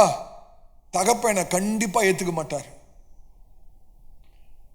கண்டிப்பா என்னோட அப்பா என்னை ஏற்றுக்கொள்ள மாட்டார். காரணம், அப்பாவோட பாதி சொத்தை நான் அழிச்சிட்டேன். என்னோட அப்பாவோட அன்பை விட்டு விலகி ஓடிட்டேன். என்னோட அப்பாவோட இருதயத்தை உடைச்சிட்டேன். நான் திருப்பி அப்பாவோட வீட்டுக்கு வருகிறேன். ஆனா அப்பா கண்டிப்பா என்னை ஏத்துக்க மாட்டார். அதுதான் அந்த வாலிபனுடைய எதிர்பார்ப்பு. ஆனா நடந்தது என்ன தெரியுமா?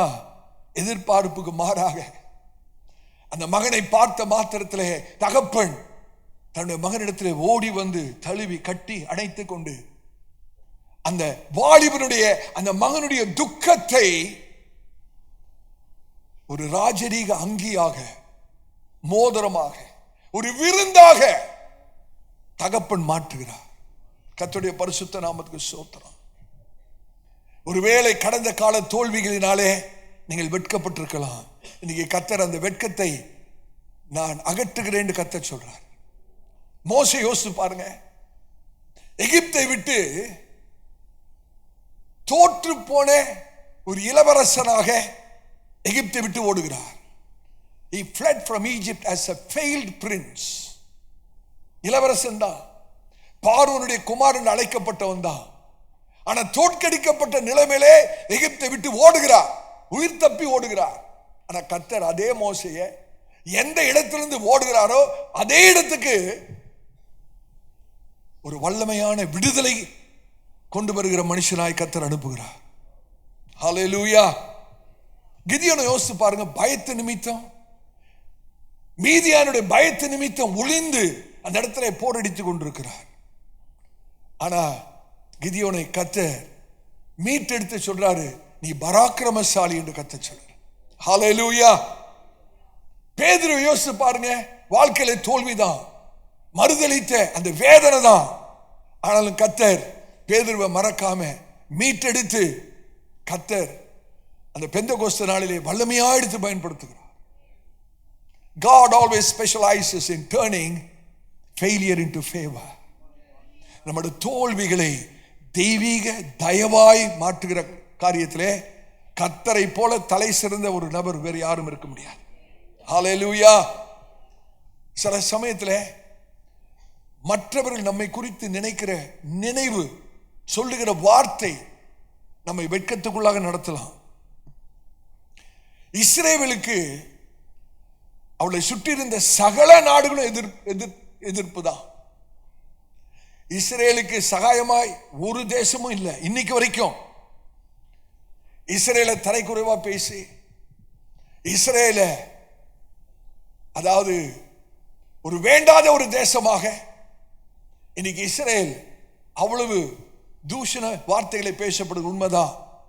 ஆனா கர்த்தர் குறுக்கிட்டு சொல்றாரு, என் ஜனங்கள் இனிமேல் ஒருபோதும் வெட்கப்படுவதில்லை. ஹல்லேலூயா. சில சமயத்தில் ஜனங்க சில காரியத்தை உங்க மேல சுமத்திடுவாங்க பாருங்க. இவர் இப்படிதான், இந்த சகோதரி இப்படிதான் அப்படின்னு சுமத்திடுவாங்க. ஆனா ஆண்டவர் மக்கள் உங்கள் மேல் சுமத்தின காரியத்தை அகற்றி தேவ தயவை உங்கள் மேல் வைத்து மற்றவர்கள் அந்த தேவ தயவை காண செய்கிறவர் நம்முடைய கர்த்தர். கர்த்தருடைய பரிசுத்த நாமத்துக்கு ஸ்தோத்திரம். பழைய ஏற்பாட்டில் அண்ணால யோசிச்சு பாருங்க. மலடி என்ற ஒரு பட்டம் இருந்ததுங்க. எவ்வளவு வெட்கப்பட்டிருப்ப யோசிச்சு பாருங்க. மலடி என்ற ஒரு பட்டம். She was under the shame of barrenness. ஆனால் அண்ணாவுடைய கண்ணீரை கர்த்தர் பெரிய சாட்சியாக மாற்றி, God turned her tears into testimony by giving us Samuel. சாமுவேலை கொடுத்து அண்ணாளுடைய கண்ணீரை கர்த்தர் பெரிய சாட்சியாக மாற்றினார். கர்த்தருடைய பரிசுத்த நாமத்துக்கு ஸ்தோத்திரம். சில ஆண்டுகளுக்கு முன்பாக ஒரு காரியத்தை வாசித்தேன். உண்மையாகவே ஆசீர்வதிக்கப்பட்டேன். ஒரு சமயத்தில் ஒரு பள்ளிக்கூட ஆசிரியர் தன்னை மாணவனை பார்த்து, இனிமேலும் நீ பள்ளிக்கூடத்துக்கு வர வேண்டிய அவசியம் இல்லை, உனக்கு படிப்பு ஏறாது, நீ ஒன்றுக்கும் பிரயோஜனப்பட மாட்ட, உங்க அம்மா அப்பாட சொல்லிட்டு நாளையிலிருந்து ஸ்கூலை விட்டுரு, உனக்கு படிப்பு வராது, ஒரு எக்ஸாம்ல கூட பாஸ் ஆகல, எல்லாத்துலயுமே ஃபெயில் ஆயிருக்கிற, நீ பள்ளிக்கூடத்தை விட்டுட்டு வேற ஏதாவது போய் செய்ய அப்படின்னு டீச்சர் சொல்லி அந்த பிள்ளை அமிச்சிட்டாங்க. அந்த பிள்ளை அழுதுகிட்டே வீட்டுக்கு வந்திருக்கு. ஆனா பின்னாட்களில் அந்த சின்ன மாணவன் தான் ஒரு பெரிய உலக பிரசித்தி பட்ட ஒரு விஞ்ஞானியாக மாறி இருக்கிறார். ஒரு விஞ்ஞானியாக மாறி அவரை இன்டர்வியூ பண்றாங்க. உங்களை மாட்டின காரியம் என்ன? ஸ்கூல்ல நீ லாய்க்கு பட மாட்டேன்னு உன்னை ஸ்கூலை விட்டு நிப்பாட்டிட்டாங்க. எப்படி நீ ஒரு பெரிய உலக பிரசித்தி பட்ட ஒரு விஞ்ஞானியா மாற முடிந்தது? உன்னோட வாழ்க்கையில மாற்றத்துக்கு காரணம் என்னன்னு கேட்கும் போது அவர் சொல்கிறார், என்னுடைய ஆசிரியர் என்னை வெட்கப்படுத்தி அனுப்பிட்டாங்க, ஆனா என்னுடைய தாயார் எனக்கு விசுவாசத்தை கொடுத்தார்கள். அவர் யார் தெரியுமா? அவர் தான் ஆல்பர்ட் ஐன்ஸ்டீன். ஹல்லேலூயா. கர்த்தருடைய ஊழியக்காரனா சொல்றேங்க, மனுஷர் உங்களை குறித்து என்ன பேசினாலும் தேவனுடைய வார்த்தை அந்த மனுஷனுடைய வார்த்தைகளை மேற்கொள்ளும். ஆமென். God's words over your life are stronger than man's words. மனுஷர் உங்களை குறித்து என்ன சொன்னாலும் கவலைப்பட வேண்டிய அவசியம் இல்லை. கர்த்தர் நம்மை குறித்து என்ன சொல்றாதாங்க முக்கியம். சில சமயத்தில் கால தாமதமாகும் போது ஒரு வெட்கப்படுகிற உணர்வு நமக்குள்ளே வருகிறது. எத்தனை பேர் உணர்ந்திருக்கீங்க தெரியல. அடைக்கப்பட்ட வாசல், வாசல் இன்னும் திறக்கலையே, இந்த வாக்குத்தத்தம் இன்னும் நிறைவேறலையே, இந்த ஜெபம் இன்னும் கேட்கப்படலையே, இந்த வாஞ்சை இன்னும் நிறைவேறலையே, இந்த வாழ்க்கையில இன்னும் ஒன்னும் நடக்கலையே. நான் கர்த்தர் திரும்ப சொல்றாரு, யாக்கோபே இப்பொழுது நீ வெட்கப்படுவதில்லை. அதோட அர்த்தம் தாமதம் முடிவுக்கு வருகிறது, ஆசீர்வாதம் ஆரம்பிக்கிறது என்று அர்த்தம். ஆமென். Delay ends and restoration begins. எத்தனை பேர் விசுவாசிக்க முடியும்? கர்த்தருடைய ஊழியக்காரனா சொல்றேன், இப்ப கர்த்தருடைய சமூகத்தில் உட்கார்ந்து இருக்கிற போதே ஒரு புதிய காரியத்தை கர்த்தர் செய்கிறார். Now உங்களால் விசுவாசிக்க முடிந்தால் விசுவாசிங்க.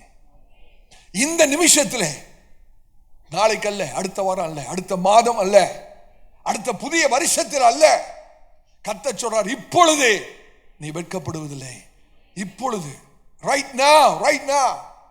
அது ஆவியிலே நான் உணர்ந்து சொல்கிறேன். நீ விசுவாசித்தால் தேவ மகிமையை காண்பாய்.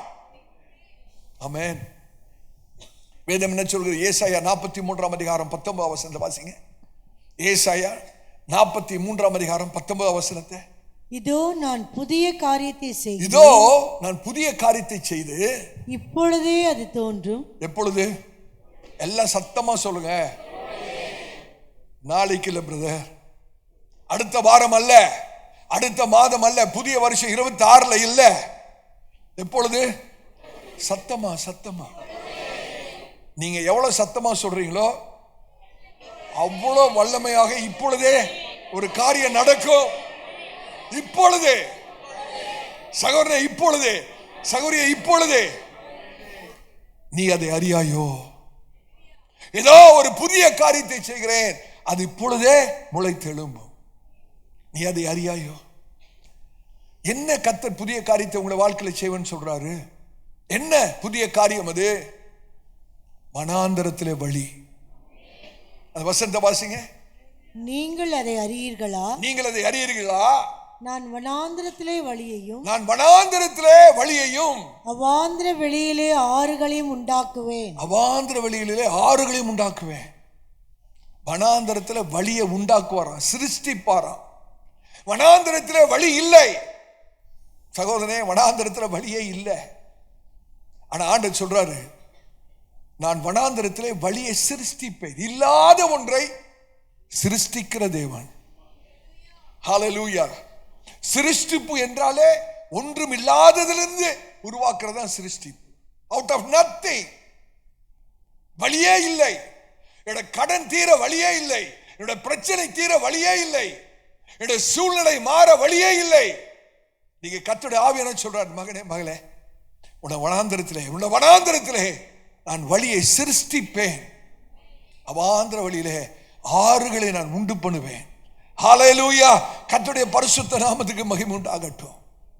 கர்த்தருடைய ஊழியக்காரனா சொல்றேன், இந்த மாசத்துல உங்களுடைய குடும்பத்தில், உங்களுடைய வீட்டில், உங்களுடைய பொருளாதார ரீதியில உங்களுடைய வேலை காரியங்களிலே, உங்களுடைய ஆவிக்குரிய காரியத்திலே கர்த்தர் சொல்றார், மகனே மகளே, உங்களுடைய வெட்கத்துக்கு ஒரு முடிவு வருகிறது. நான் உன்னை உயர்த்த போகிறேன். Your shame comes to an end. I'm going to lift you up. நான் உன்னை உயர்த்துகிற கர்த்தர். ஒரு புதிய ஆரம்பத்தை கர்த்தர் இன்னைக்கு நமக்கு வாக்குத்தத்தம் பண்ணுகிறார். அன்னாளுடைய வாழ்க்கையில கர்த்தர் அதை செய்தார். தாவீதுடைய வாழ்க்கையில கர்த்தர் அதை செய்தார். பேதுருடைய வாழ்க்கையில கர்த்தர் அதை செய்தார். கெட்ட குமாரனுடைய வாழ்க்கையில கர்த்தர் செய்தார். வெட்கத்தை பலனாய் மாற்றினார். God turned shame into strength and tears into testimony. வெட்கத்தை கர்த்தர் சத்துவமாய் மாற்றினார். கண்ணீரை சாட்சியாக கர்த்தர் மாற்றினார்.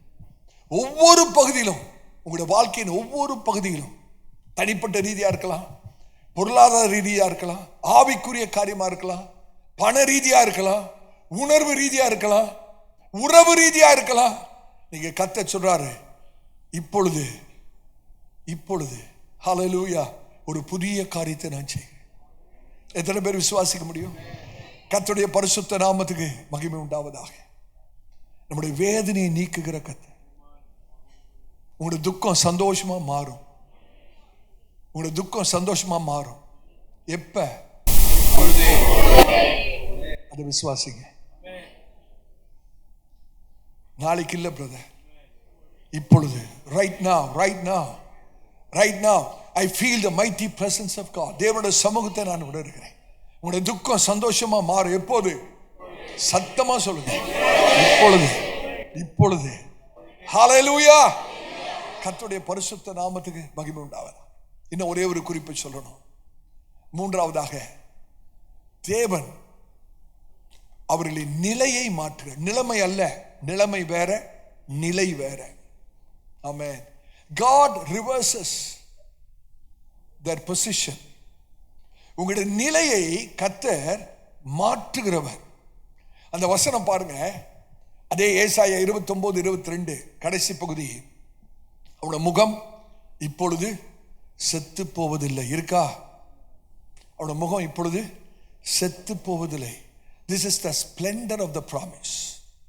அந்த வாக்குத்தத்தத்தின் மகிமைன்னு சொல்லணும். முதலாவது வாக்குத்தத்தத்தின் ஆதாரம் ஆபிரகாமை மீட்டு கொண்ட கர்த்தர் சொல்லுகிறது, வாக்குத்தத்தின் ஆதாரம். இரண்டாவது, substance of the promise.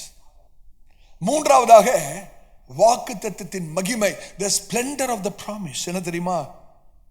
உட முகம் இப்பொழுது செத்து போவதில்லை. யோசிச்சு பாருங்க, செத்து போன முகம் எப்படிங்க இருக்கும்? ஒரு செத்த முகம் பார்த்துருக்கீங்களா? ஆங்கில வேதாமத்தில் பேல் ஃபேஸ்ன்னு போட்டு, பேல் ஃபேஸ், வாடி போன முகம், ஃபெயிண்ட் ஃபேஸ், பேல் ஃபேஸ். இன்னும் சொல்லணும்னா ரத்தமே இல்லாத மாதிரி இருக்கும் பாருங்களேன். ரத்த சோகை வந்திருக்கவங்கள பார்த்துருக்கீங்களா? ரத்த சோகை வந்திருக்கவங்கள பார்த்துருக்கீங்களா? முகமே வெளிர்த்து போயிருக்கும். உன்னோட முகம் செத்த முகம் என்று சொல்லும்போது பயம், திகில், பலவீனம், சோர்வு, நம்பிக்கை இழந்த ஒரு நிலைமை. இதோட காரணம் என்னன்னு கேட்டீங்கன்னா, பாரம், கவலை, வேதனை அவருடைய இருதயத்தை நெருக்கி கொண்டிருக்கிறது. அப்படிப்பட்டவளை பார்த்து கர்த்தர் சொல்றாரு, என் மகனே மகளே, இப்பொழுது உன்னோட முகம் செத்து போவதில்லை. அதுக்கு மாறா அவனோட முகம் பிரகாசம் அடையும். கர்த்தரை நோக்கி பார்த்த முகங்கள் பிரகாசம் அடைந்தது. அவைகள் ஒருபோதும் வெட்கப்பட்டு போவதில்லை. நீங்க கர்த்தர் உங்களை பார்த்து சொல்றாரு, மகனே மகளே, ஒருவேளை இத்தனை மாதம் இந்த வருஷத்திலே உங்க முகம் செத்து போயிருக்கலாம், வாடி போயிருக்கலாம், வேதனை நிறைந்ததா இருக்கலாம். ஆனா இப்பொழுது நான் உடைய முகத்தை மாற்றுகிறேன். ஒரு பிரகாசமான முகம், ஒரு தெளிவான முகம், ஒரு தைரியமான முகம். இனிமேலும் உடைய முகம் வாடி இருக்கிறது இல்லை. ஹல்லேலூயா. எப்ப நடக்கும் தெரியுமா? உங்களோட பயம் விசுவாசமாய் மாறும்போது.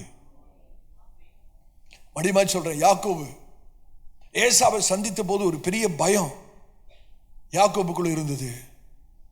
ஆனா ஏசாவை சந்திப்பதுக்கு முன்பாக யாக்கோபு யாரை சந்தித்தார் தெரியுமா? தேவனை. இதாங்க ரகசியம். யாக்கோபுக்குள்ள ஒரு பெரிய பயம். இன்னும் சில நேரத்திலே தன்னுடைய சகோதரனாகிய ஏசாவை சந்திக்க வேணும். 400 பேரோடு கூட வருகிறான், எதிர்கொண்டு வருகிறான். தன்னுடைய சகோதரனாகிய ஏசாவை சந்திக்கணும். யாக்கோபுக்குள்ள ஒரு பயம். என்னுடைய சகோதரன் ஏசா என்ன செய்ய போறான்னு தெரியல. யாக்கோபு ரொம்ப தந்திரசாலி. ஞானமான்னு சொல்றதுக்கு பதிலாக தந்திரசாலின்னு சொன்னதாங்க இருக்கு. என்ன அழகா குடும்பத்தை ஒழுங்குபடுத்துறாரு பாருங்க. நீங்க வேதத்தை வாசி பாருங்க. குடும்பத்தை ஒழுங்குபடுத்துற விதம் எப்படின்னு இருந்துச்சுன்னா, முன்னால யாரை வச்சுட்டாராம்? மருமனாட்டிகளை வச்சு, அவங்களோட பிள்ளைகள் எல்லாம். கடைசியா யாரு? அடுத்தது லேயாள் அவரோட பிள்ளைகள். கடைசியா யாரு? என்ன தந்திரம் பாருங்களேன். ஒருவேளை ஏசா எங்களை அழிச்சு போட்டாலும் எப்படியாவது கடைசியா நிக்கிற ராகேலின் பிள்ளைகளை நான் தப்பி வச்சு ஓடிடுவேன், மற்றதெல்லாம் போனா போட்டோம். நீங்க அநேக விசுவாசிகளுடைய நிலைமை இப்படிதான் இருக்கு. மூத்த ஆசீர்வாதமாகிய ஆவிக்குரிய ஆசீர்வாதம் போனா போட்டோம். என் வீடு மாத்திரம் அப்படியே இருக்கணும், என் வேலை மாத்திரம் அப்படியே இருக்கணும், ராகேல் மாத்திரம் பத்திரமா இருந்துடணும். ஜெபம் போனா பரவாயில்ல, பரிசுத்தம் போனா பரவாயில்ல, வேத வாசிப்பு போனா பரவாயில்ல, பின்னால நிக்கிற யாரு பத்திரமா இருக்கணும்? என்னோட சமாதானம், குடும்பத்துல சமாதானம் இருந்தணும். என்ன வேலை போயிடக்கூடாது, இன்கிரிமெண்ட் கட் ஆயிடக்கூடாது. இல்ல இல்ல, தவறு பண்றோம். யாக்கோபுக்குள்ள ஒரு பெரிய பயம். ஆனா நீ கர்த்தருடைய ஊழியக்காரனா சொல்றேன், அந்த பயத்தின் மத்தியில ஏசாவை சந்திப்பதற்கு முன்பாக யாபோக்கு நதி கரையிலே யாக்கோபு தேவனை சந்தித்தார். அந்த இடத்துல அவர் சொல்றாரு, தேவனை நான் முகமுகமாய் பார்த்தேன். I saw God face to face. அந்த இடத்துக்கு பெண்ணியல் என்று பேர் வைத்தார். பணியினா முகம், பணியெல்லாம் தேவனுடைய முகத்தை பார்த்தேன். நல்ல கவனிங்க, தேவனுடைய முகத்தை பார்த்த யாக்கோபுடைய முகம் தைரியத்தால் நிரம்பிற்று. ஹல்லேலூயா. அதுக்கப்புறம் யாக்கோபுக்கு பயம் இல்லை, தைரியமா ஏசாவை சந்திக்கிறேன். கர்த்தருடைய ஊழியக்காரனா நான் சொல்றேன், உங்களுடைய சூழ்நிலையை நீங்கள் சந்திப்பதற்கு முன்பாக, உங்களுக்கு விரோதமாய் கிரியைகளை சந்திப்பதற்கு முன்பாக, உங்களுடைய பிரச்சனைகளை சந்திப்பதற்கு முன்பாக தேவனை சந்திக்கிற அனுபவம் இருக்குமானால் உங்களுடைய முகம் வெட்கப்பட்டு போவதில்லை, உங்களுடைய முகம் செத்து போவதில்லை, உங்களுடைய முகம் வாடி போவதில்லை. ஹல்லேலூயா. கர்த்தருடைய பரிசுத்த நாமத்துக்கு ஸ்தோத்திரம். தேவனை யாக்கோபு அன்னைக்கு சந்தித்த பிறகு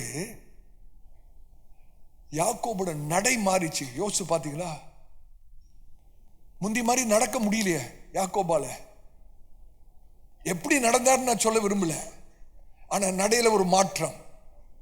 தேவனை ஒருத்தர் சந்தித்து விட்டால் பழைய மாதிரி நடக்கவே முடியாது, நட மாறிடும். ஹல்லேலூயா. முகம் மாறிடும். கர்த்தருடைய பரிசுத்த நாமத்துக்கு ஸ்தோத்திரம். ஒரு புதிய தைரியம் வந்துடும். பயம் விசுவாசமாய் மாறும், பலவீனம் பலமாய் மாறும்.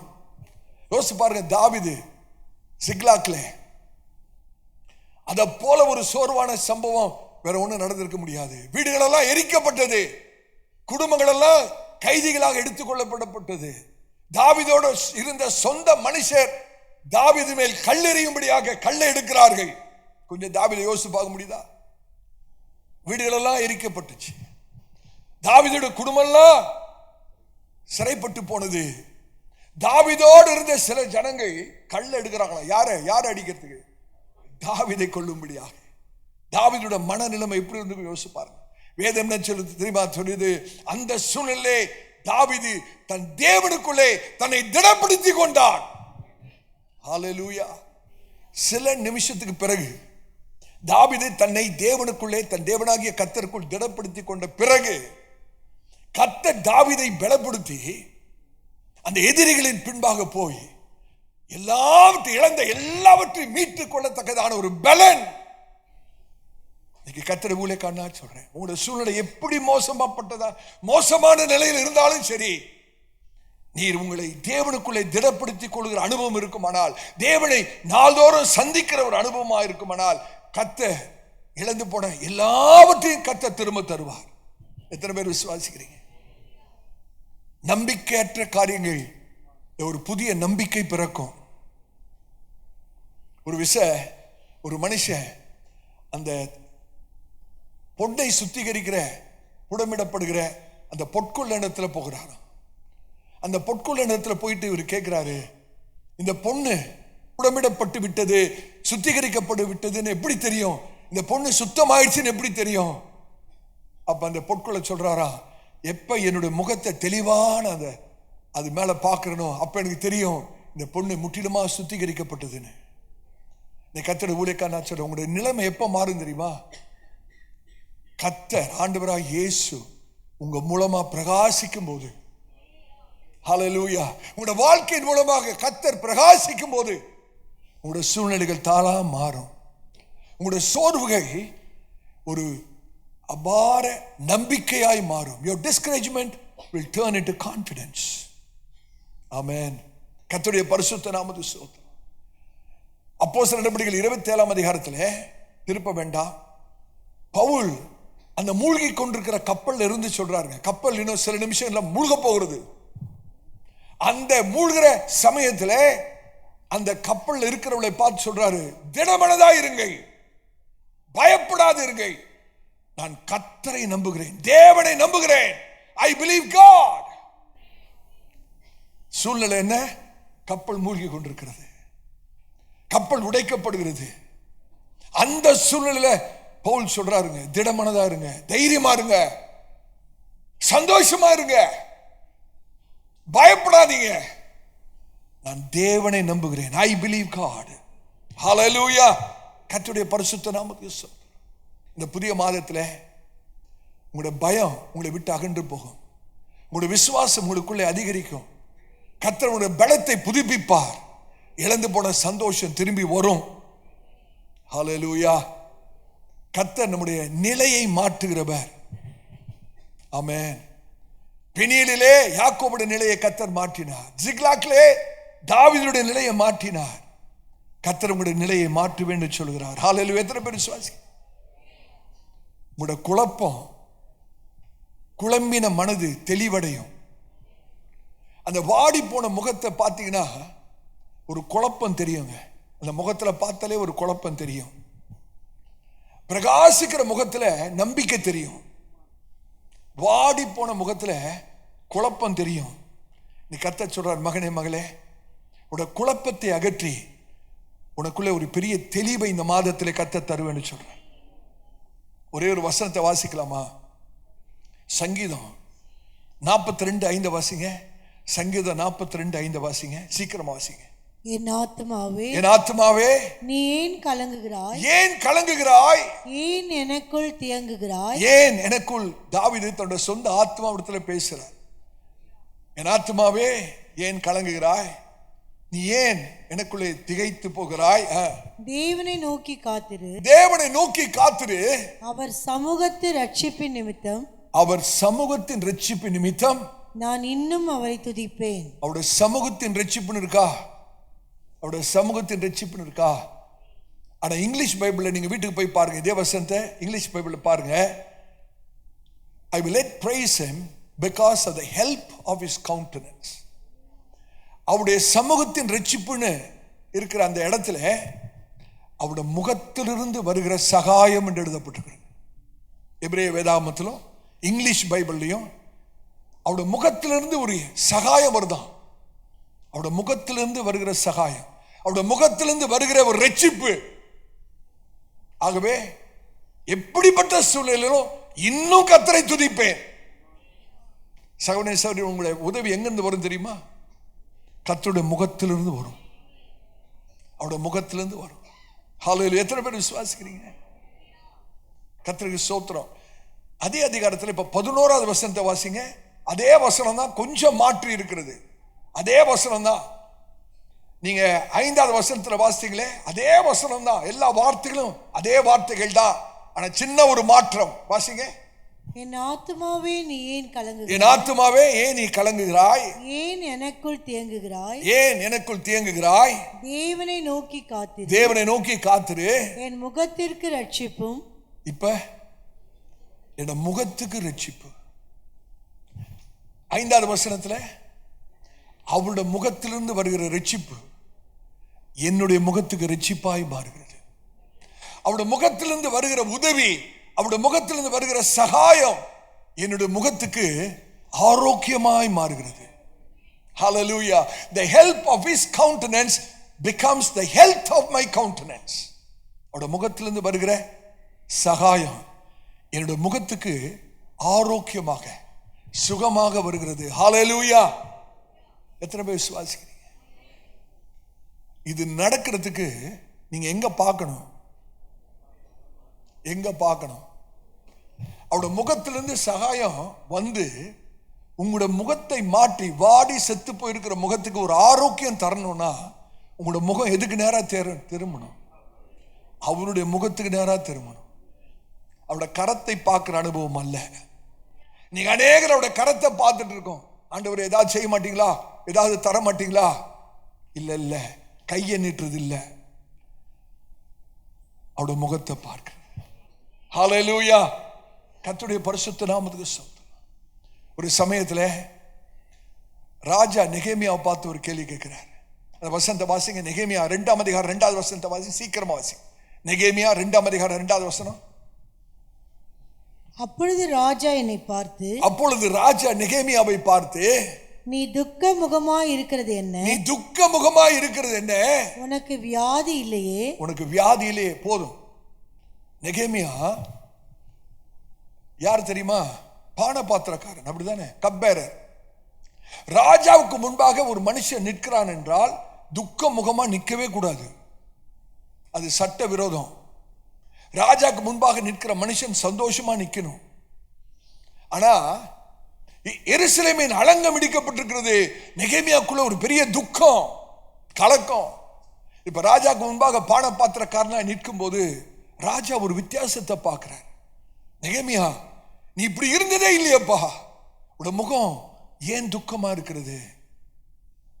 உட முகம் ஏன் துக்கமா இருக்கிறது?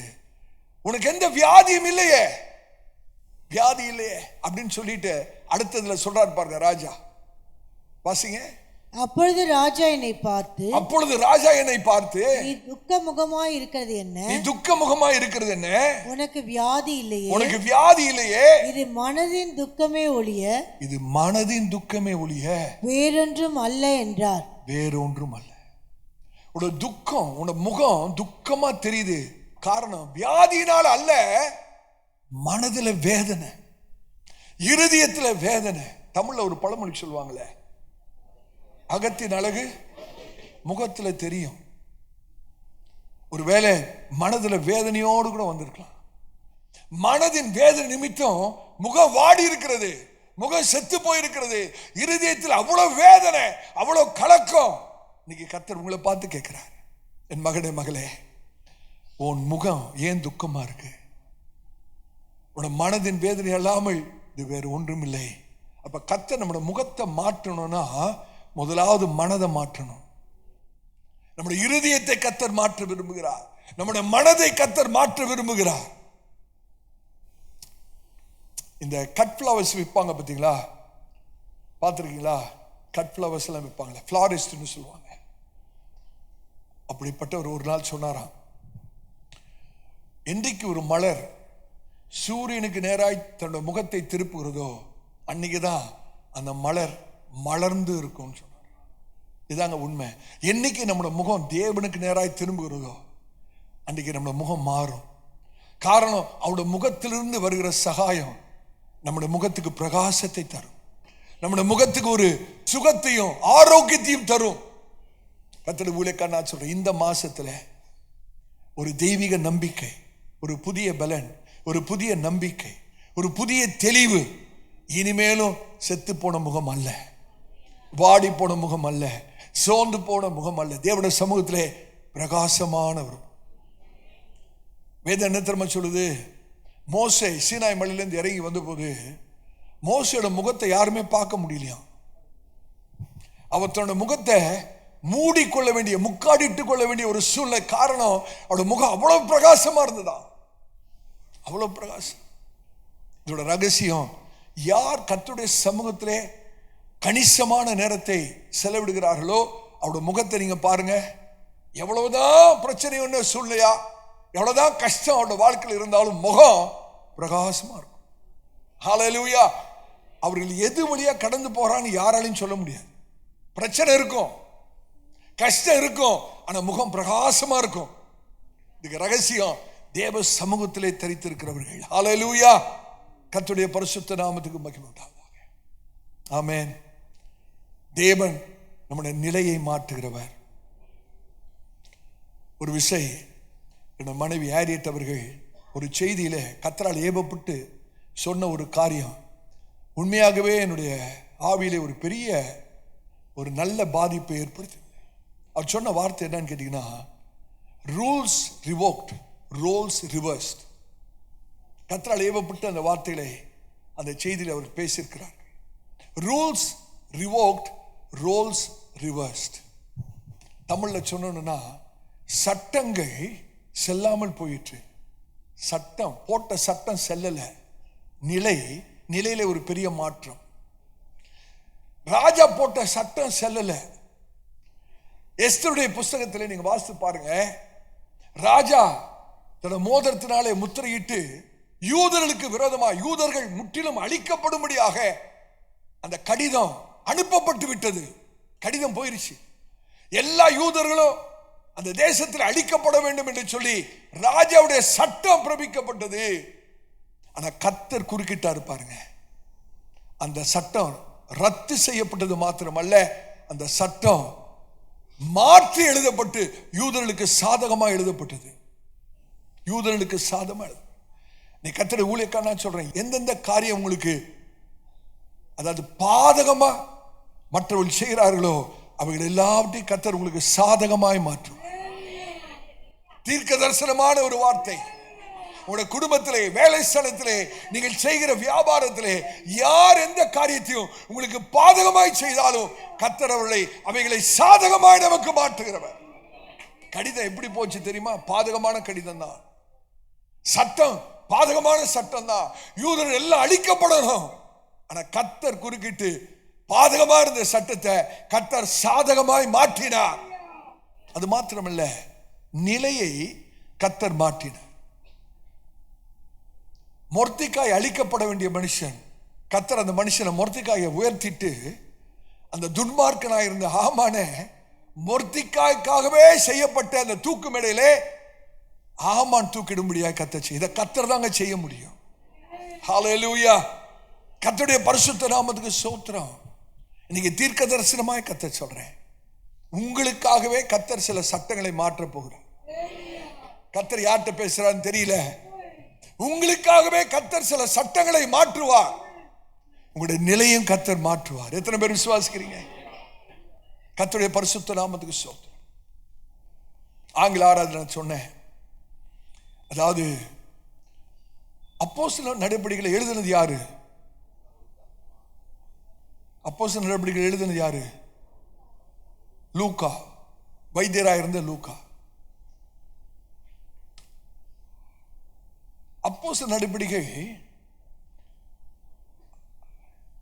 எப்படி பெயரிடப்பட்டிருக்க வேண்டும் என்றால், 2ஆம் லூக்கான்னு எழுதப்பட்டிருக்கணும். யோசிச்சு பாருங்களேன், 2ஆம் லூக்கான்னு எழுதப்பட்டிருக்கணும். வைத்தியராய் இந்த லூக்கா சுவிசேஷத்தை எழுதினாரா? லூக்கா சுவிசேஷத்தை எழுதினாரா? அடுத்தது அப்போஸ்தலர் நடபடிகள் அவர் தான் எழுதுறாரு. 1 பேதுரு, 2 பேதுரு, 1 யோவான், 2 யோவான், 3 யோவான் சொல்லப்படுகிறது போல அப்போஸ்தலர் நடபடிகள் எழுதின லூக்கா அப்போஸ்தலர் நடபடிகளுக்கு என்ன பேர் வச்சிருக்கணும்? 2 லூக்கான்னு இருந்திருக்கணும். ஆனா 2 லூக்கான்னு வைக்கல, அப்போஸ்தலர் நடபடிகள்னு வைத்திருக்கு. ஆவியானவர் அப்படி வைத்திருக்கிறார். இன்னும் சொல்லணும்னா ஆவியானுடைய நடபடிகள், the acts of the Holy Spirit. ஆமென். யோசிச்சு பாருங்க, 2 லூக்கான்னு எழுதப்பட வேண்டிய இடத்துல பரிசுத்தாவினுடைய நடபடிகள். அப்படித்தானே? நீங்க தீர்க்கதரிசனமா சொல்றேன், உங்களுடைய பேர் இருக்கிற இடத்துல கர்த்தர் என்ன எழுத விரும்புறார் தெரியுமா? பரிசுத்தாவினுடைய நடபடிகள் எழுத விரும்புகிறார். உங்களுடைய பேர் இருக்கிற இடத்துல 2 லூக்கான்னு இருக்கிற இடத்துல என்ன இருந்தது? ஆவியானுடைய நடபடிகள். நீங்க விசுவாசித்தா தேவனுடைய மகிமையை காண்பீங்க. உங்களுடைய பேர் இருக்கிற இடத்துல கர்த்தர் என்ன எழுத விரும்புறார் தெரியுமா? ஆவியானுடைய கிரியைகள், ஆவியானுடைய நடவடிக்கைகள். ஹல்லேலூயா! கர்த்தருடைய பரிசுத்த நாமத்துக்கு மகிமை உண்டாகும். அருமையான தேவச்சனமே, கர்த்தர் உங்களை நினைவு கூறுகிறபடினாலே நீங்கள் ஒரு நாளும் அவரால் மறக்கப்படுவதில்லை. கர்த்தர் உங்களுடைய வேதனையை நீக்கிறபடினாலே நீங்கள் ஒரு நாளும் தோல்வி அடைவதில்லை. கர்த்தர் உங்களுடைய நிலையை மாற்றுகிறபடினாலே நீங்கள் ஒருபோதும் சோர்ந்து போக வேண்டிய அவசியம் இல்லை. நம்மளார கண்களை மூடலாமா? தேவ சமூகத்தை நான் உணர்கிறேன். ஹல்லேலூயா! ஆபிரகாமை மீட்டுக் கொண்ட தேவன், ஆபிரகாமை மீட்டுக் கொண்ட கர்த்தர் நம்முடைய மீட்பராக இருக்கிறார். உங்களுடைய மீட்பராக இருக்கிறார். உங்களுடைய வீட்டில் ஒரு மீட்பு, உங்களுடைய வேலை ஸ்தலத்தில் ஒரு மீட்பு, உங்களுடைய பொருளாதாரத்தில் ஒரு மீட்பு, உங்களுடைய சுகத்திலே ஒரு மீட்பு, நீங்கள் எடுக்கிற தீர்மானத்திலே ஒரு மீட்பு, உங்களுடைய உறவுகளிலே மீட்பு, உங்களுடைய எதிர்காலத்திலே ஒரு மீட்பு. இந்த புதிய மாதத்தில் ஏசாயா 29, 22 அந்த வாக்குத்தத்தத்தை உங்களுடைய இருதயத்துக்கு நெருக்கமாய் வைத்துக் கொள்ளுங்கள். Keep this promise close to your heart. அப்படியே கர்த்தருடைய சமுத்திரம் நிற்கலாமா? எழுந்து நிற்கலாமா? ஆவியானவர் அசைவாடி கொண்டிருக்கிறார். இன்னைக்கு நம்ம சொல்ல போகிறோம், விசுவாச அறிக்கை பண்ண போகிறோம். நான் இனிமேல் வெட்கப்பட்டு போவதில்லை. சத்தமா உங்களுடைய வாயை திறந்து சொல்லுங்க. இப்பொழுது நான் வெட்கப்பட்டு போவதில்லை. I am not going to be ashamed. Hallelujah! I shall not be ashamed. நான் வெட்கப்பட்டு போவதில்லை. சத்தமா சத்தமா சத்தமா சொல்லுங்க. Hallelujah! இனிமேலும் என் முகம் வாடி போவதில்லை. இனிமேல் என் முகம் செத்து போவதில்லை. கர்த்தருடைய முகத்தை பிரகாசிக்க போகிறார். சத்துருக்களுக்கு முன்பாக என் முகம் பிரகாசிக்க போகிறது. ஹல்லேலூயா! கர்த்தருடைய சரித்திரத்தை புதிதாக எழுத போகிறார். ஹல்லேலூயா! கர்த்தருடைய பரிசுத்த நாமத்துக்கு ஸ்தோத்திரம். நம்மை நினைவு கூறுகிற தேவன் இருக்கிற அப்படினாலே நமக்கு ஒரு புதிய நம்பிக்கை இருக்கிறது. நம்மை மீட்கிறவர் இருக்கிற அப்படினாலே நம்ம ஒருபோதும் சோர்ந்து போக வேண்டிய அவசியம் இல்லை. நம்முடைய நிலையை மாற்றுகிறவராக இருக்கிற அப்படினாலே ஒரு புதிய சந்தோஷம், ஒரு புதிய நம்பிக்கை நமக்குள்ளே வருகிறது. கர்த்தருடைய பரிசுத்த நாமத்துக்கு ஸ்தோத்திரம். நான் முடிக்கிறதுக்கு முன்பாக ஒரே ஒரு காரியத்தை சொல்லணும். கர்த்தரால் ஏவப்படுகிறேன். அந்த அதிகாரத்தில் 23வது வசனத்தை பாருங்க. அதே அதிகாரம் ஏசாயா 29ஆம் அதிகாரம் 29ஆம் அதிகாரம் ஏசாயா 29ஆம் அதிகாரம் 23வது வசனத்தை பாருங்க. அவன் என் கரங்களின் செயலாகிய தன் பிள்ளைகளை தன் நடுவிலே காணும்போது என் நாமத்தை பரிசுத்தப்படுத்துவார்கள். யாக்கோபின் பரிசுத்தரை அவர்கள் பரிசுத்தப்படுத்தி இஸ்ரவேலின் தேவனுக்கு பயப்படுவார்கள். இந்த T40 ஒரு டிரான்ஸ்லேஷன் இருக்கிறது. நீங்கள் அந்த மொழிபெயர்ப்பு கிடைக்குமானால் வாசித்து பாருங்கள். T40 டிரான்ஸ்லேஷன் ஃபார் டிரான்ஸ்லேட்டர்ஸ் ஒரு மொழிபெயர்ப்பு இருக்கிறது. அந்த மொழிபெயர்ப்பில் இருக்கிற வார்த்தைகளை நான் அந்த ஸ்லைடில் போடுறேன், நீங்க பாருங்க. 23வது வசனம். அவன் தன் பிள்ளைகளை தன் நடுவிலே காணும் போதும் நான் அவர்களுக்கு பல நன்மைகளை செய்ததை காணும் போது அவர்கள் நான் இஸ்ரவேலின் பரிசுத்தர் என்பதை உணர்வார்கள். யாக்கோபின் சந்ததியினர் என்னுடையவர்கள் என்பதையும் உணர்ந்து அவர்கள் எனக்கு பயப்படுவார்கள். அடுத்த வசனம் தான் ரொம்ப முக்கியம். 24வது வசனம் பாருங்க. எல்லாரும் பார்க்கணும். இது நடக்கும் போது, நான் அவர்களுக்கு இந்த காரியத்தை செய்யும் போது, அவருடைய முகத்தை நான் மாற்றும் போது, நான் அவர்களை நினைவு கூறும் போது, அவருடைய வேதனையை நான் நீக்கும் போது, அவருடைய நிலையை நான் மாற்றும் போது, அது நடக்கும் போது முன்பு நன்றாக யோசிக்க முடியாதவர்கள் தெளிவா யோசிப்பார்கள். முந்தைய நாட்களில் சரியா யோசிக்க முடியல, மனம் குழம்பி இருந்தது. ஏன் இது எனக்கு நடக்கிறது?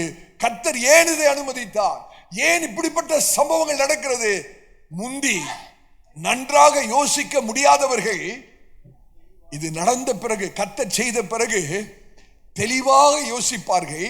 அது மாத்திரமல்ல, நான் செய்கிற செயலுக்கு முறுமுறுத்தவர்கள், என்ன ஆண்டவர் இப்படி பண்ணிட்டாரோ, கைவிட்டுட்டாரோ, என்னை மறந்துட்டாரோ என்று சொல்லி முறுமுறுத்தவர்கள், நான் செய்கிற செயலுக்கு முறுமுறுத்தவர்கள் நான் கற்றுக் கொடுக்கிற போதனைகளை கற்றுக்கொள்வார்கள்.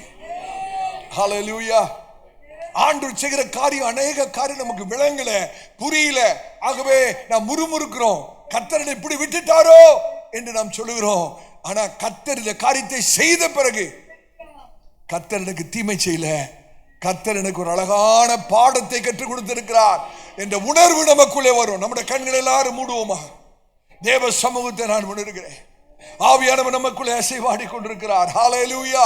எல்லா கண்களும் மூடி இருப்பதாக.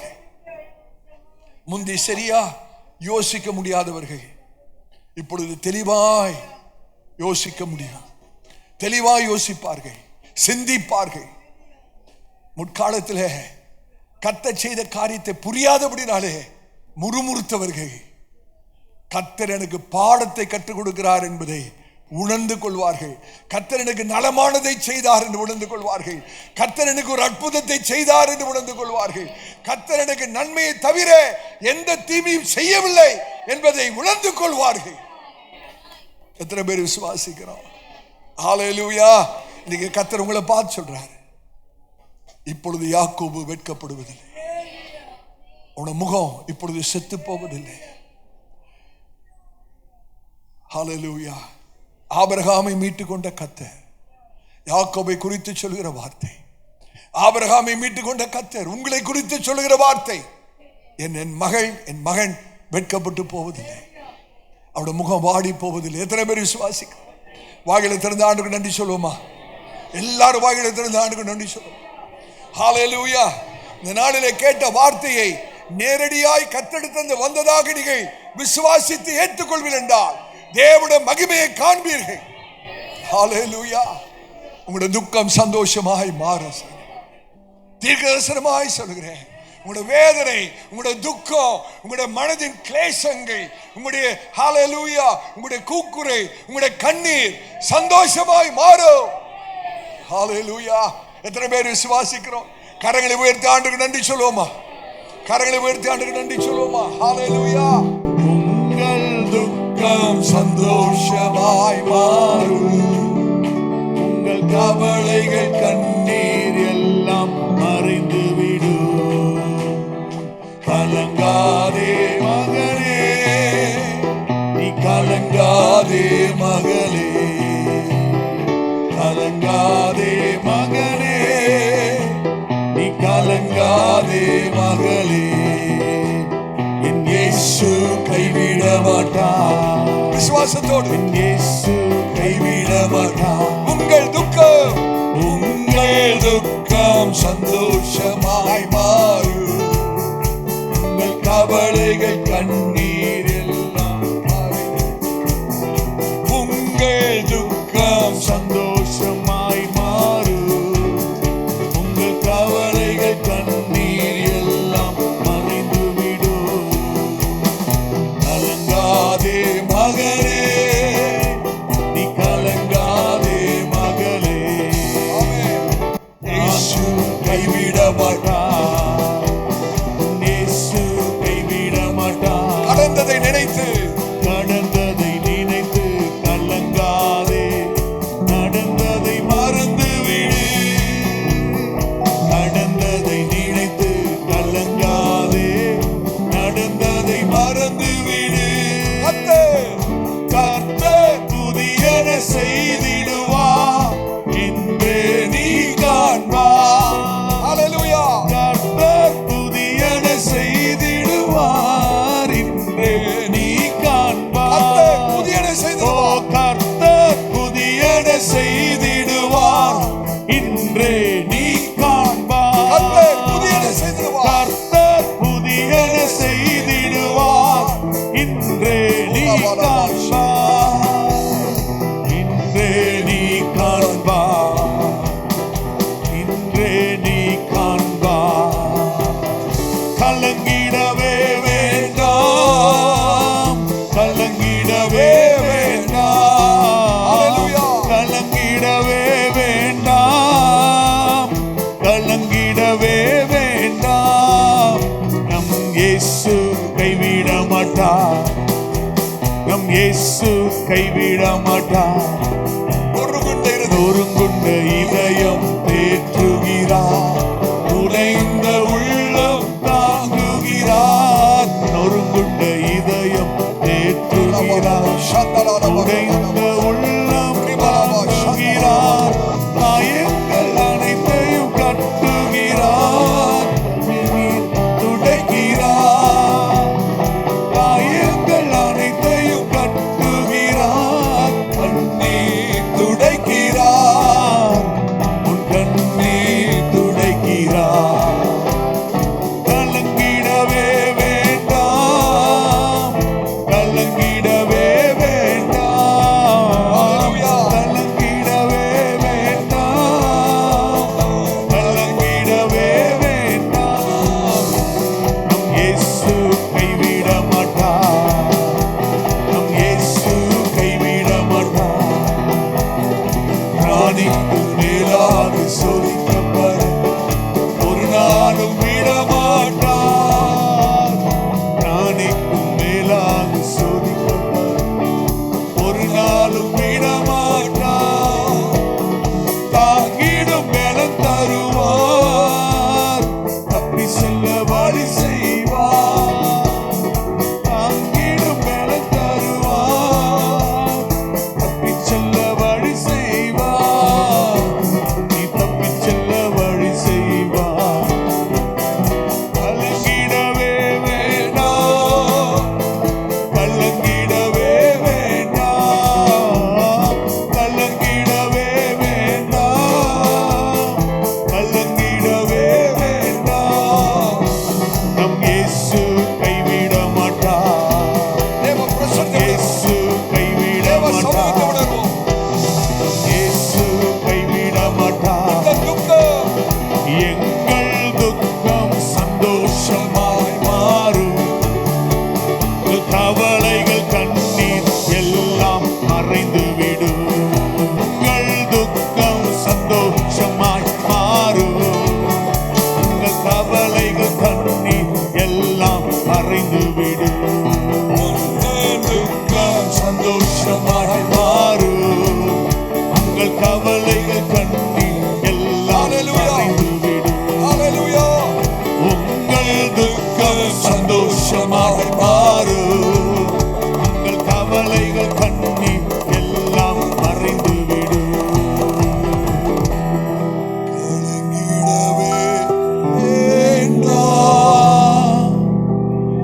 கலங்கிடவே வேண்டாம், சகோதரனே, கலங்கிட வேண்டாம். கலங்கிடவே கலங்கிட வேண்டாம். வேண்டாம், கலங்கிடவே வேண்டாம். இயேசு உன்னை கைவிட மாட்டார். நம் இயேசு கைவிட மாட்டார், நம் இயேசு கைவிட மாட்டார். இயேசு கைவிட மாட்டார். இயேசு Thank you, Lord. நன்றி ஆவியானவரே, நன்றி ஆவியானவரே, இயேசு கைவிட நன்றி ஆவியானவரே, மாட்டார்.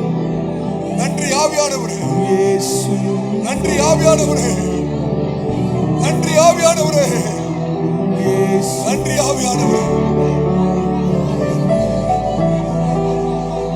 இயேசு கைவிட மாட்டார்.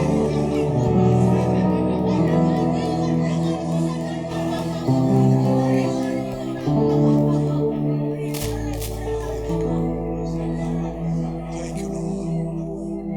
தேவ சமூகத்தை உணருங்க. ஆவியானவரை சேவாடிங்க. இந்த நிமிஷத்திலே கர்த்தர் உங்களுக்காய் கிரியை செய்து கொண்டு இப்பொழுது சகோதரி, சரி, இப்பொழுது இப்பொழுது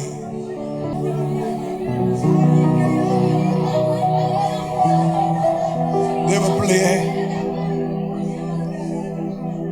சகோதரே, சகோதரியே, ஒருவேளை உங்களுடைய பிள்ளைகளின் நிமித்தம் உங்களுடைய முகம் வாடி போயிருக்குமாடா, சோர்ந்து போயிருக்குமாடா, செத்து போயிருக்குமாடா, நீ கர்த்தர் உங்களோடு சொல்றார். அருமையான தாயே, அருமையான தகப்பனே, உடைய மகனின் நிமித்தம், உடைய மகளின் நிமித்தம் உடைய முகம் வாடி போயிருக்குமானா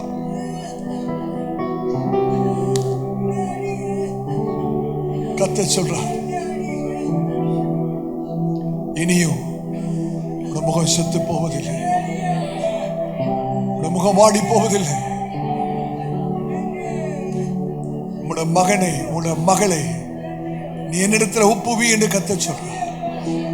உடைய மகனை, உடைய மகளை என்னிடத்தில் ஒப்பித்து விடு, நான் பார்த்துக் கொள்வேன், நான் பார்த்துக் கொள்வேன். உன்னுடைய முகம் மாத்திரமல்ல, உடைய பிள்ளைகளுடைய முகமும் பிரகாசிக்கும், உடைய பிள்ளைகளுடைய முகம் பிரகாசிக்கும், உடைய பிள்ளைகளுடைய முகம் பிரகாசிக்கும். உடைய பிள்ளைகளும் வெட்கப்பட்டு போவதில்லை, உடைய சந்ததி வெட்கப்பட்டு போவதில்லை. கர்த்தரால் ஏவப்பட்டு சொல்கிறேன், ஆபிரகாமை மீட்டு கொண்ட கர்த்தர் யாக்கோபின் வம்சத்தை குறித்து, யாக்கோபை குறித்து மாத்திரமல்ல, இது யாக்கோபை குறித்து மாத்திரமல்ல, யாக்கோபுடைய வம்சத்தை குறித்து, உடைய பிள்ளைகளை குறித்து, உடைய பிள்ளைகளின் பிள்ளைகளை குறித்து, சகோதரனே, உடைய வம்சத்தை குறித்து கர்த்தர் பேசுகிறார். சகோதரனே, உடைய வம்சத்தை குறித்து கர்த்தர் பேசுகிறார். உடைய சந்ததியை குறித்து கர்த்தர் பேசுகிறார். உடைய பிள்ளைகளை மாத்திரமல்ல, உடைய பிள்ளைகளின் பிள்ளைகளை குறித்து கர்த்தர் பேசுகிறார். Thank you Jesus. Thank you Lord. நன்றி ஆண்டவரே, நன்றி ஆண்டவரே, நன்றி ஆண்டவரே. சேனைகளின் கர்த்தர் சொல்கிறார், நீ ஏன் கலங்குகிறாய்? நீ ஏன் உனக்குள் தியங்குகிறாய்? நான் உன்னுடைய தேவன், நான் உனக்கு சகாயம் பண்ணுகிற கர்த்தர். ஆபிரகாமை மீட்டுக் கொண்ட கர்த்தர், நான் உன்னையும் மீட்டுக் கொண்டிருக்கிறேன். நீ என்னுடைய சொந்தம் என்று கர்த்தர் சொல்கிறார். நீ எனக்கு சொந்தமானவள், நீ எனக்கு சொந்தமானவள். ஆகவே நீ என்னால் மறக்கப்படுவதில்லை, நீ என்னால் மறக்கப்படுவதில்லை. நான் உன்னை கைவிடுகிற தேவன் அல்ல. உன்னை அழைத்தேன், உன்னை நடத்துகிறேன், இனிமேலும் நடத்துவேன். இந்த சமூகம் உனக்கு முன்பாய் கடந்து போகும், இந்த சமூகம் உனக்கு முன்பாய் கடந்து போகும் என்று சேனைகளின் கர்த்தர் சொல்லுகிறார். Thank you Lord. நன்றி ஆண்டவரே, நன்றி ஆண்டவரே, நன்றி ஆண்டவரே, நன்றி ஆண்டவரே. நம் கரங்களை உயர்த்தி ஆண்டவருக்கு நன்றி சொல்லுவோம். Thank you Jesus. Thank you Lord. Thank you God. அதிகமாக நேசிக்கிற அன்பின் பிதாவே, ஆசீர்வதிக்கப்பட்ட இந்த மத்தியான வேளைக்காய் ஸ்தோத்திரம். கண்ணீரோடு உமக்கு நாங்கள் நன்றி செலுத்துகிறோம். நீர் எங்களை ஒரு பொருட்டாய் நினைத்து நீங்கள் எங்கள் மேல் அவ்வளவு பட்சமாக இருந்து எங்களோடு பேசின உடைய நல் வார்த்தைகளுக்காய் ஸ்தோத்திரம். ஒரு சின்ன பிள்ளை போல உடைய வார்த்தையை நாங்கள் அப்படியே விசுவாசிக்கிறோம். உடைய வாக்குத்தத்தத்தை நாங்கள் ஏற்றுக்கொள்கிறோம். எங்களிடத்தில் நீ நேரடியாய் பேசுகிறது போல நாங்கள் ஏற்றுக்கொள்கிறோம். கர்த்தர் பெரிய காரியங்களை செய்ய போறதுக்காய் ஸ்தோத்திரம். சபையார் இன்றைக்கு வந்த வண்ணமாக அல்ல, உடைய சமூகத்தை விட்டு திரும்பி போகும்போதே கர்த்தருடைய முகம் மாறட்டும். வேதத்தில் வாசிக்கிறோமே, இனியும் அண்ணாளுடைய முகம் துக்கமா இல்லை, இனியும் அண்ணாளுடைய முகம் துக்கமா இல்லை. ஹல்லேலூயா. கர்த்தர் சொல்றார், மகனே மகளே, இனியோ உடைய முகம் துக்கமா இருக்க போவதில்லை. கர்த்தருடைய சமூகத்தை விட்டு போகும்போதே உன் முகத்திலே ஒரு பிரகாசம், உன் முகத்திலே ஒரு பிரகாசத்தை கர்த்தர் கட்டளையிடுகிறார். Thank you Lord. உடைய கரம் கூட இருக்கட்டும், தொடர்ந்து எங்களோடு பேசும். நாங்கள் சிறுக வேணும், நீங்க பெருக வேண்டாம் ஆண்டவரே. எல்லா கன துதி மகிமைக்கு செலுத்துகிறோம். இயேசு கிறிஸ்துவின் நாமத்தில் ஜெபம் கேளும் எங்கள் நல்ல பிதாவே, ஆமென். நம்முடைய கர்த்தராகிய இயேசு கிறிஸ்துவின் கிருபையும் பிதாவாகிய தேவன் அன்பும் பரிசுத்த ஆவியினுடைய அந்யோன்ய ஐக்கியமும் நம் அனைவரோடு கூட இன்றும் என்றும் சீக்கிரமாய் வரப்போகிற ஆண்டவராகிய இயேசு கிறிஸ்துவின் வருகை பரிந்தும் இருப்பதாக. ஆமென் ஆமென். God bless you. கர்த்தர் இன்று பிரசங்கிக்கப்பட்ட கர்த்தருடைய வார்த்தையினால் நீங்கள் ஆசீர்வதிக்கப்பட்டு இருப்பீர்கள் என்று நம்புகிறோம். நமது திருச்சபையின் ஞாயிறு ஆராதனை நேரங்கள்: ஆங்கில ஆராதனை காலை 7 மணிக்கு நடைபெறும். தமிழ் ஆராதனை காலை 10:30 மணிக்கு நடைபெறும். இருமொழி வேத பாடம் மாலை 6 மணிக்கு நடைபெறும். நம் திருச்சபையின் விலாசம்: அப்போஸ்தல கிறிஸ்தவ சபை, பெரம்பூர் ஊழியங்கள், 74 வல்லாடு தெரு, அகரம், சென்னை 6,82,000. தனிப்பட்ட ஜெபத்திற்கு தொடர்பு கொள்ள வேண்டிய அலைபேசி எண்கள் 9566262203 மற்றும் ஒரு எண் 9551648083. மேலும் ஒரு எண் 9941447894. நமது திருச்சபையின் தொலைபேசி எண் 0443150855. மேலும் மற்ற பிரசங்கங்களுக்கு நமது யூடியூப் சேனலான ஏசிஏ பெரம்பூர் மினிஸ்ட்ரீஸை அணுகவும். நமது திருச்சபையின் வலைதள முகம் www.acaperambourministries.org. தேவன் உங்களை ஆசீர்வதிப்பாராக. ஆமென்.